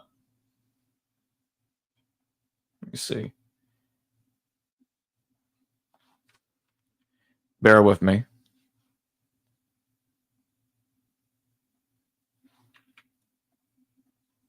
So what we're going to do is I'm going to show what the Q plus Papias hypothesis looks like on a diagram. I'm just going to copy the Wikipedia diagram of Dennis's theory to save time. Okay. This right here is what Dennis believes. Logoi, that's Q, which is what he thinks it was originally called. Sayings. Sayings. Oi. So that's in the nominative plural. So you got Mark, you got Matthew, then you get Papias, then you get Luke. This is his solution to the synoptic problem. So notice how each one is using everything that came before. You see that? That's what he thinks. Now here, he says that Luke knows Papias. So this one, like, okay, Logoi, I do, like I said earlier, Garfield, there are pre-Markan Logois, and Papias seems to talk about them. Remember I mentioned that earlier? The problem is we don't know what's in those Logois, right? We don't know. Hebrew Matthew in an earlier version of Thomas, in my view, is all we got of these pre-Markan sources, and Papias seems to know a lot more about a lot more sources than just those. So we don't know what those other sources look like. And just so everybody knows, Hebrew Matthew does not have the double tradition material. So in my view, Hebrew Matthew cannot be used to explain Matthew and Luke's material not found in Mark. I want to make that absolutely clear. The Hebrew Matthew that's cited by the church fathers does not contain the double tradition material. So it can't be, in my view, it cannot be used to explain the material common between Matthew and Luke not found in Mark regarding the sayings material. Now, there are some similarities between Papias and Luke that Dennis talks about. Papias has Judas swelling up. He swells up so bad, so huge, he can't pass where chariots could pass. Did you hear that? So this is kind of ridiculous. I don't know where Papias is getting this from, but I think I know where he's getting this from. I think he uses Luke. I think he's using Luke Acts. So here I would disagree with Dennis. I think it's the other way around. I think Papias knows Luke. I think he just knows Luke, and he's expanding the narrative. Because in Acts, Judas explodes, and in Papias, he also explodes. So they have that in common. Both the beginning of Luke and Papias talk about how they know a bunch of sources. So Luke uses the Greek word poloi. Many. I know many sources. But Papias says he knows a bunch of logois or logias. You see the similarities there, Garfield? Yep, I see. I see where you're going. Yeah. I may not have it up on the screen, but I'm like, you can easily look this up. It's in, you compare the fragments of Papias to Luke, to the prologue of Luke, you'll see what I'm talking about very quickly. So, but yeah, in Papias and in Luke, they both talk about Judas exploding. By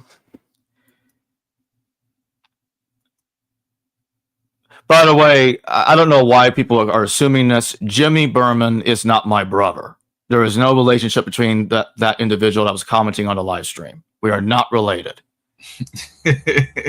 unless you want to pull a Ralph Ellis and claim anybody with the last name Berman must be related to me.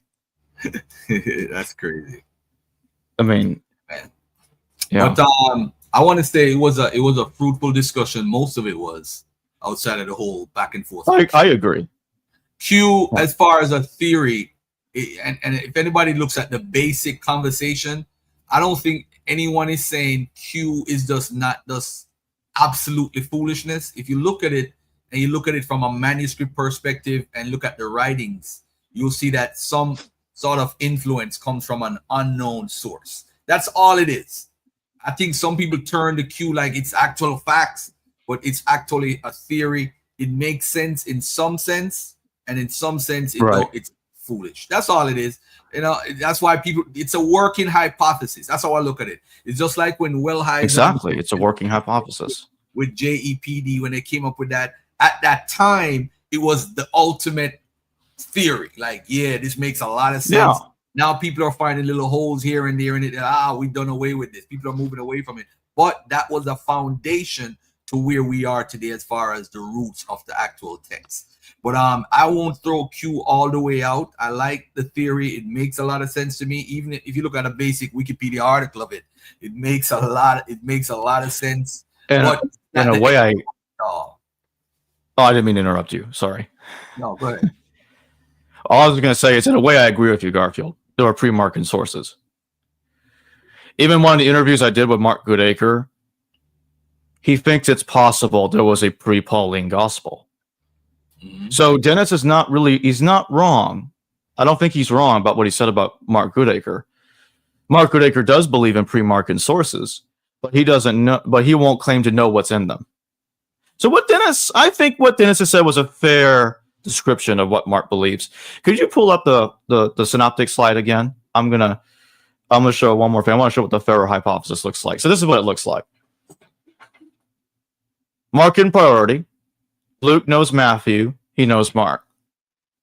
One of the things about the Q theory that bothers me is if it's supposed to have everything, like the Q would be like, I guess. Let me go back to the first slide. This is what. So what I'll do is I'm gonna. Yeah. So they have Mark being used by Matthew and Luke. And then Matthew and Luke are both using Q, and they're independent of each other. Matthew and Luke are independent of each other. Now let's go back to the Farrer hypothesis. Now, in the Farrer hypothesis, you have Luke and Matthew. So Luke knows Matthew, but they both know Mark. Now, one of the things that Luke and Matthew have in common that I think in a way, like people know this, but I don't think this is really occurring that much. And what I'm saying is, Luke and Matthew both have the Virgin Mary. You get what I'm saying, Garfield? They both view Mary as a virgin. Mark never calls Mary Parthenos. You get what I'm trying to say? Yep. Luke Nowhere in the Gospel of Mark does it ever call Mary Parthenos, virgin. You do see that in Matthew and Luke. They're both calling her a virgin. Or they're suggesting she had to be a virgin because she never mated before the Holy Spirit did its thing. However that happened. So Matthew and Luke agree there. So where are they getting this from? Like, I don't know, the hypothetical I document? I'm just giving an example. Like, are we going to make up the I document, the infancy source, to explain how Luke and Matthew got that? But you see, in scholarship, I do not know of a scholar that says that Q talks about Mary being a virgin, but that's in Matthew and Luke. Not in Mark. You see what I'm trying to say, Garfield? Yes, sir. Mm-hmm. So why is that not in Q? I wondered that. I'm like, why is that left out? But you see, I think that works better if Luke is just getting it from Matthew, irrespective of Q as conceptualized existed or not. The other thing is that Luke and Matthew both have genealogies. They also have the minor agreements. We could talk about the minor agreements. And I got another series of slides I can show real quick to talk about the minor agreements. Let me see here. Let me start the upload process for that while we're looking at this. But after I talk about a couple of examples of the minor agreements, we'll talk a little bit about Josephus and the Epistle to the Galatians by Paul, because there is some interesting things to be discussed there, and I need to finish my argument about the Testimonium because I didn't finish earlier. So what I'm saying is Luke and Matthew have a lot in common that's not found in Mark. I said that a zillion times already. One of the things that Matthew and Luke also have is the sermon, but Matthew has it on the mount and Luke has it on the plain. So why couldn't Luke just get it from Matthew, or the other way around, Matthew getting it from Luke? Mm-hmm. Now, the Gospel of Mark. No. Go back to That's not that slide. Yeah. So that was actually a refutation of Marcion priority, but the slide had to be, the first slide wasn't edited yet. You know.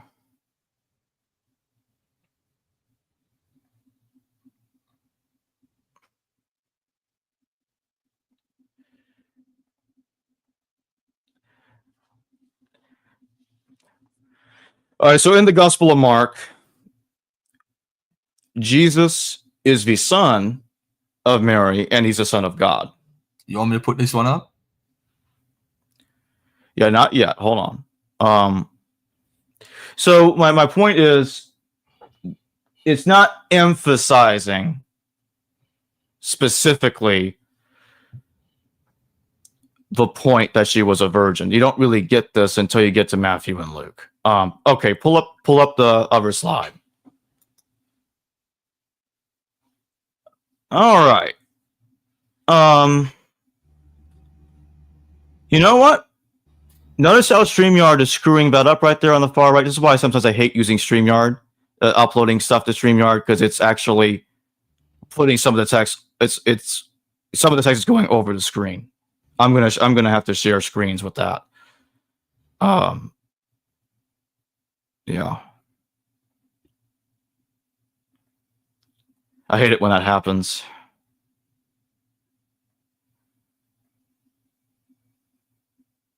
So to save time, what I'm going to do is I'm just going to put a couple of the slides at the beginning, so I can quickly get my point across.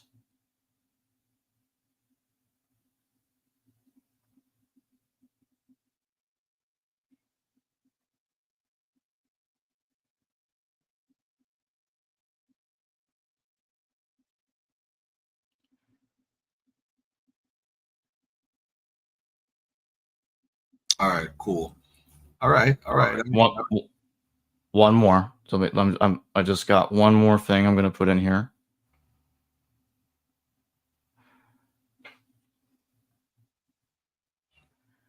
I'm only going to go for the first 3 slides. Are you doing any more Jesus exists debates, by the way? I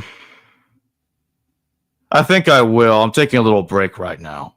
You know, this was a 3-part debate series.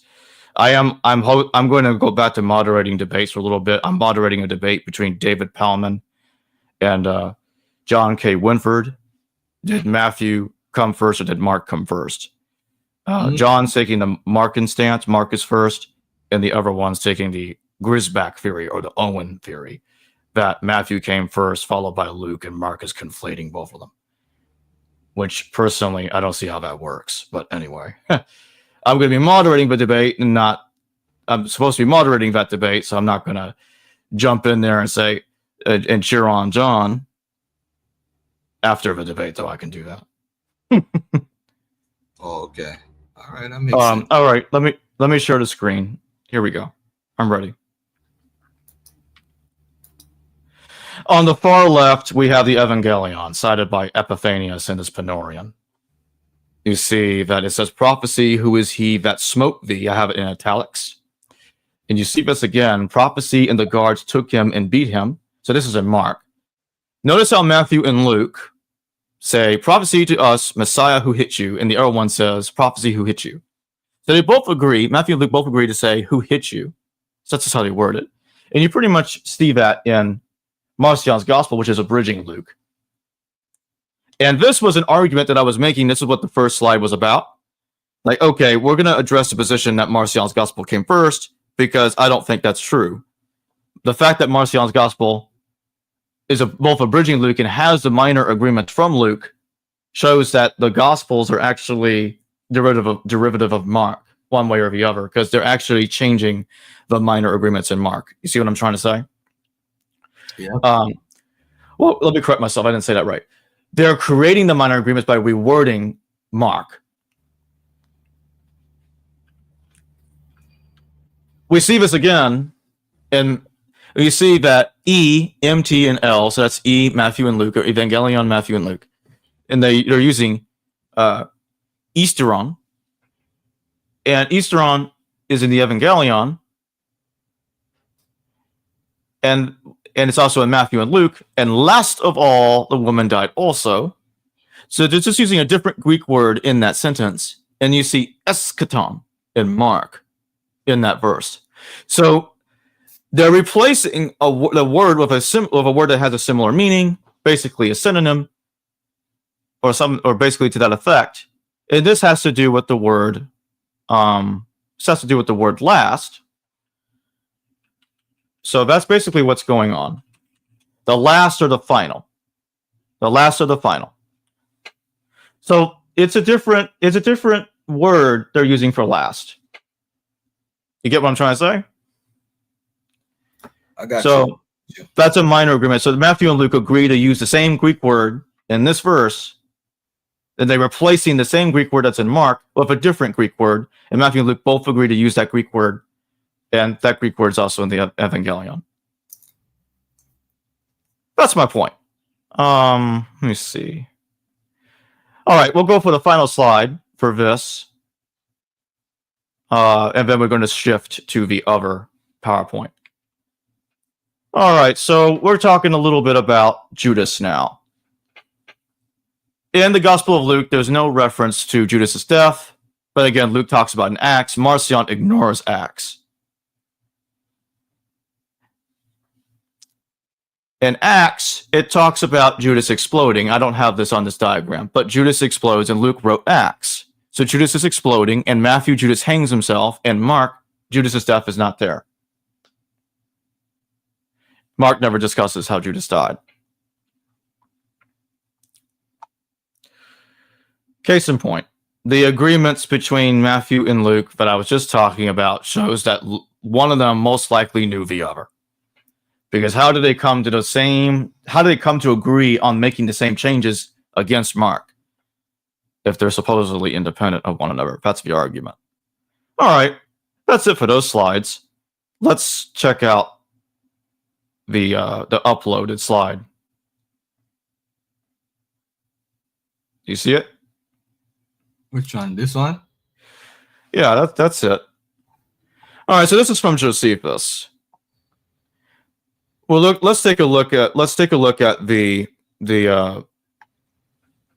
first bullet point, which is from the Testimonium Flavianum.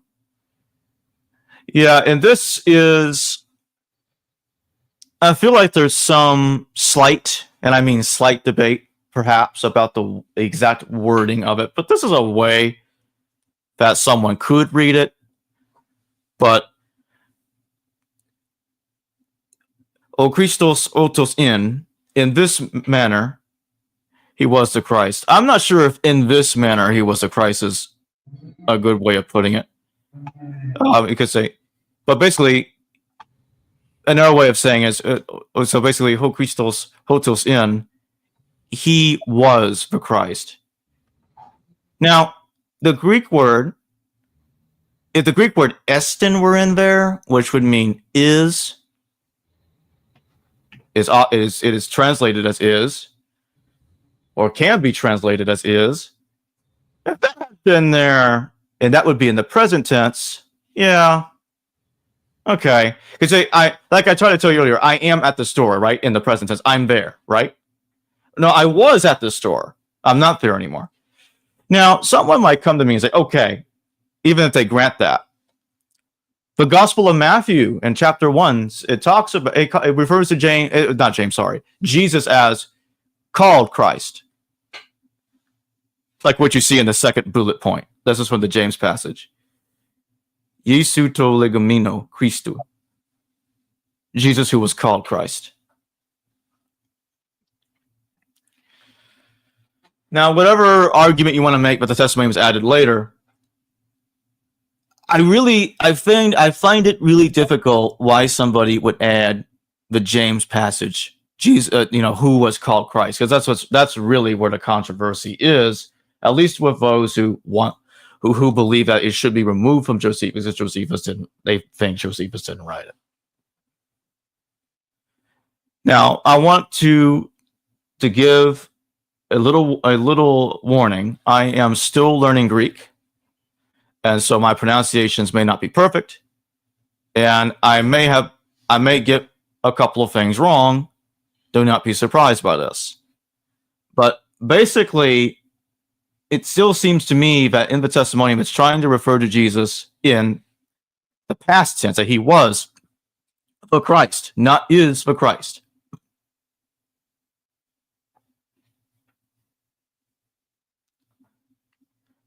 I just don't understand why a Christian would have put it like that.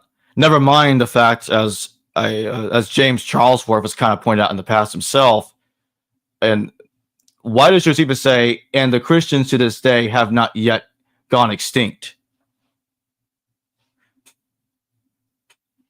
Charlesworth takes it to mean as if he wants them to be extinct. You see how he's interpreting it? Yep. So I'm like, that's an awfully strange comment, in my view. That's a strange comment. Let's get to, let me see. There's one more slide I want to deal with before I'm done talking about this.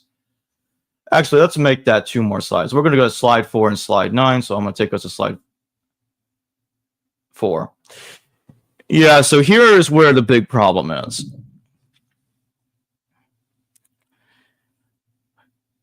So I have it right there, and the tribe of Christians, so named from him, are not extinct at this day.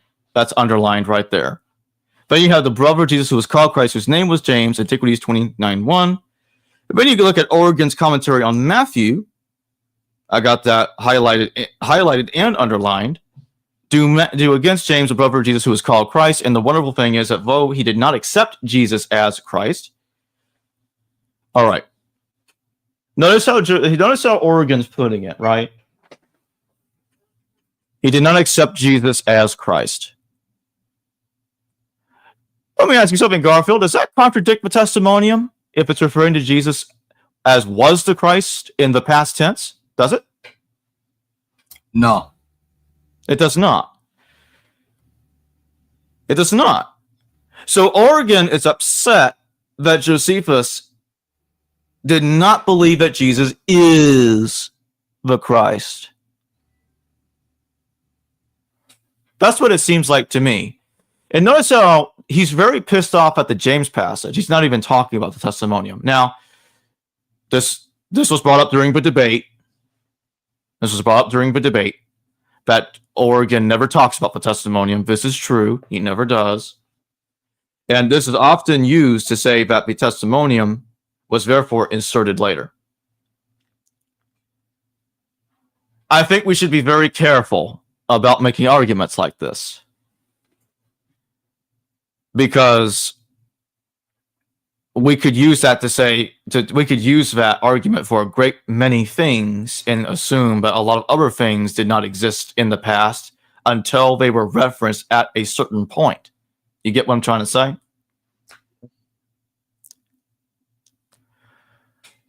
So I think we need to be very cautious about making an argument like this. I don't think it's clear. It's not slam dunk that just because Origen doesn't talk about the Testimonium, that means it's not there.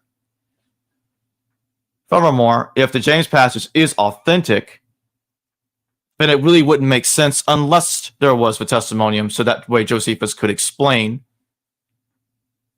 what he means by Christ, that he's talking about Jesus. If he just randomly talks about Jesus, the so-called Christ, in the James passage, or who was called Christ, then that wouldn't make sense by itself. So I do agree with the Mythicist here that the James passage, if it's knocked out, it would knock out the Testimonium. And that's not just a Mythicist argument. There are historicists that see it that way too. So I think the James passage by itself would not make much sense unless the testimonium existed one way or another. Now, here's what they'll say, because I need to address this too.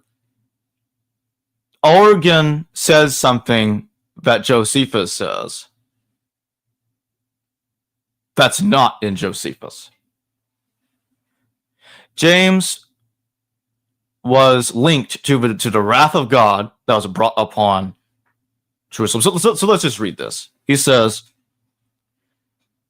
Flavius Josephus, who wrote the Antiquities of the Jews in 20 books, when wishing to exhibit the cause why the people suffered so great misfortunes that even the temple was razed to the ground, said that these things happened to them in accordance with the wrath of God in consequence of the things which they had dared to do against James, the brother of Jesus, who is called Christ. And the wonderful thing is that though he did not accept Jesus as Christ, he yet gave testimony that the righteousness of James was so great. And he says that the people thought that they had suffered these things because of James. All right, so Josephus did not say that they had suffered these things because of James, but Josephus did make arguments like this, like before, I believe he blamed Judas the Galilean's rebellion for eventually leading to the destruction of the temple, if I remember correctly. And he does blame Justus of Tiberius for causing for the Jewish war. You know what I'm talking about, Garfield? Yes, sir.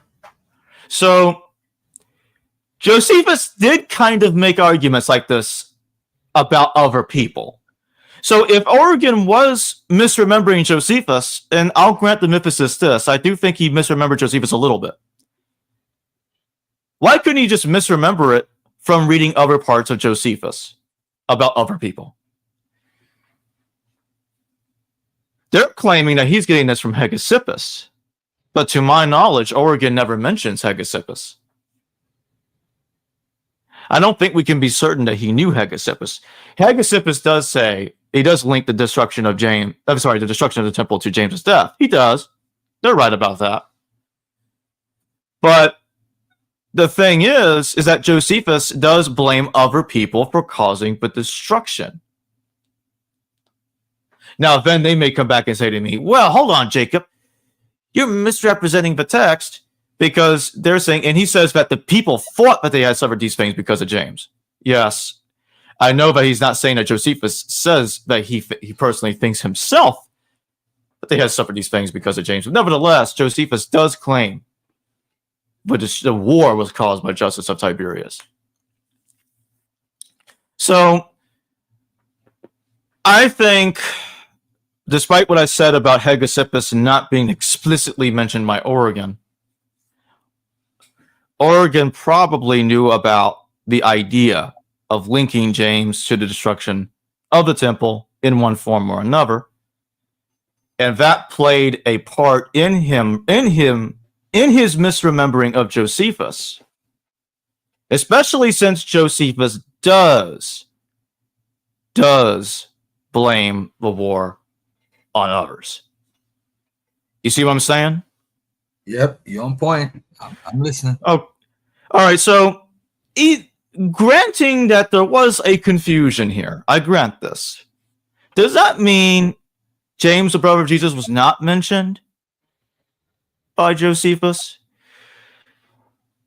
Or at least a James that is referred to as the brother of Jesus? Because in the second debate, I didn't really get, I sort of implied it in the third debate last night, but in the second debate, I did talk about that there may be a problem, and I suspect there is a problem, but with the James, the brother of Jesus, in the James passage, but I think there's another explanation for it that does not require claiming it's an interpolation. This has to do with the pseudo-Clementine recognitions. I'm not going to spend too much time on this right now because it's going to take too much time. But the pseudo-Clementine recognitions talks about James being attacked in the 30 CE. And so by Saul, by the way, Paul, we were just talking about this earlier, Paul persecuting Christians, right? Or the followers of Jesus, because they weren't called Christians at the time. Paul never uses the term Christian. That's a long story we can say for another time. But right now, regardless if this James is really the James that Josephus is talking about is really Jesus' brother or not, I think this is still a necessary complication that we have to deal with. That does not, regardless of whatever problem we may have with this, that doesn't justify saying that, okay, this is an interpolation. So here's my question to the mythicist, but it has not been answered to me. How did they confuse James and Josephus with the New Testament James, brother of the Lord? How did that confusion happen if Josephus himself did not say James is the brother of Jesus, called Christ? How did that happen? They assume that James is the brother of Jesus ben Damnius. You know this. That's their argument. So if Jesus ben Damnius is specified to be the brother of James in this hypothetical original text of Josephus we don't have, then they would have been saying Damnius is the father. Who is Jesus' father? Who's Jesus Christ's father, Garfield? What's his name? Joseph. Yes. Do you really think they would have confused Damnius for Joseph? What do you think of that? You know, no, they wouldn't have. So Jesus ben Damnius lived 30 years after the crucifixion. They would have known that's not Jesus Christ. I even said this last night. I don't think I ever got a response at all to that point. How could they confuse him, any of them, with Jesus and James? How could they have confused either of them? Of anyone with Jesus and James in the New Testament? If Damnius is the father of James, the brother of Jesus, not just the other Jesus. How could this have happened?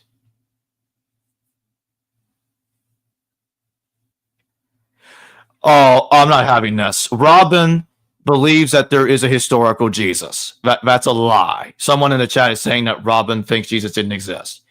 I have a YouTube short on my channel. I took a clip of a video of an interview I did with Robin Walsh of her refuting mythicism, opposing mythicism. So no. That's a lie. She is not a mythicist. Do not misrepresent her arguments. Anyway, back to my point. If Damnius was specified to be the father of not just Jesus ben Damnius, but also James, I don't think this confusion could have happened. That's what I'm trying to say.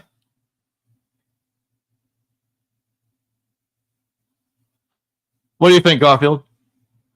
I think you're on point, man. One thing I want to add to the whole James thing, and that a lot of people don't talk about, there used to be this thing that goes around about the James box usury, right? I don't believe in it. Let me just make it clear. I don't believe in it. But in that research, it came out that somebody who has a brother by the name of James and a father Joseph was one person recorded. I think 1.38. They did a whole survey about all the James listed in the documents, and that he was the only person that had a father by the name of Joseph. So, I mean, I think James is a popular name. Of course, James is Jacob. So, it's a popular name. So you are James also, Jacob. Yeah, you're right. It's a popular name and used in the first century. But I think it's a lot of confusion. But remember, people are writing stories that are 100 years before them, 50 years before them. So you're going to get things, you're going to make errors. But it's up to you as a reader to decipher these documents with an open mind and not trying to prejudge or presuppose before you actually read the documents. And what you said a while ago, you give the mythicist a point about misinformation or something wrong that Origin did. And I mean, I could definitely appreciate that, trying to gain information, you know what I'm saying? But I think James, the who's called Christ, I think it's definitely talking about James in the Bible, and James, the brother of the Lord, in that sense. Let's say we see it in Galatians 1:19. Right. The only point that I was making is in the pseudo-Clementine recognitions, and Robert Eisman talks about this as well. Eisman does say it's the same James.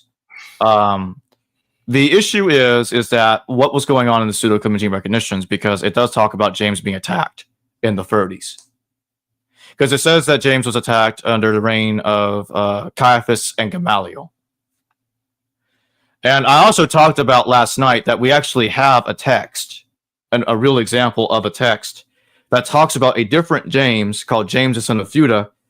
And the text will tell you that he is only the spiritual brother of Jesus. It actually says it clearly. Oh, you remember I talked about that? Mm-hmm. And that's not our James. This is somebody else. This is James, son of Theuda. He died in the 60 CE, and he's similar to the James that Josephus is talking about. But anyway, it's irrelevant. I don't care when James, brother of the Lord, died in the 1st century. He's James. He's the brother of Jesus. We will agree on that one way or the other. That's the point that I'm trying to make. They can't get rid of James being the Lord's brother. I don't care when he died in the 1st century. When he died in the 1st century is not relevant. Oh, okay. All right. So, hey, give me some last words, man, before we get out of here today. This was beautiful. I like the your slides. Your slides look clean, man. They look clean. They look nice. Oh, thank you. I appreciate it. It's a winning slide. It don't have a losing look to it. But hey, man, we touched on a few things out there, and let's look up more from Jacob coming up, man. What you got coming up, by the way? Yeah. So I talked about the debate between John Winford and David Palman. That's going to be streamed live on the 18th. I got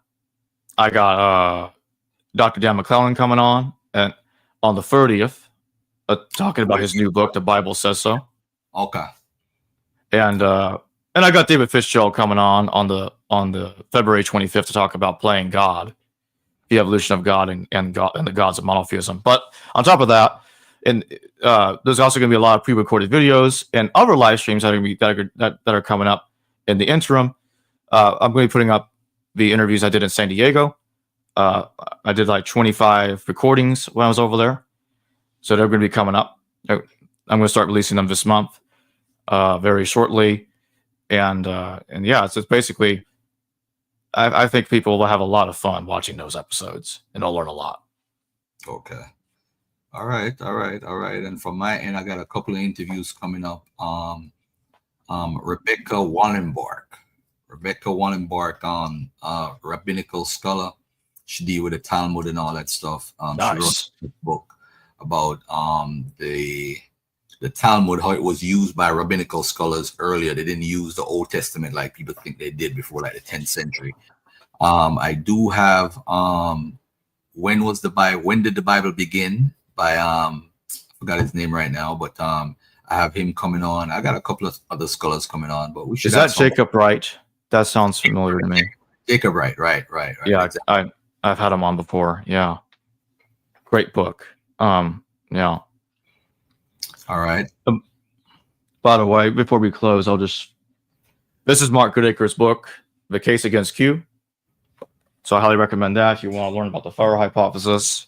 And if you want to learn more about the Hebrew Gospel, this is James Edwards' book titled The Hebrew Gospel and the Development of the Synoptic Tradition. Yep. All right, cool. All right, family, we out of here, man. Thank you again, Jacob, for this live stream. And we're going to keep it. Thank you for having me on. Yep. Peace. And we out of here, family. Yeah, bye. Bye, everyone.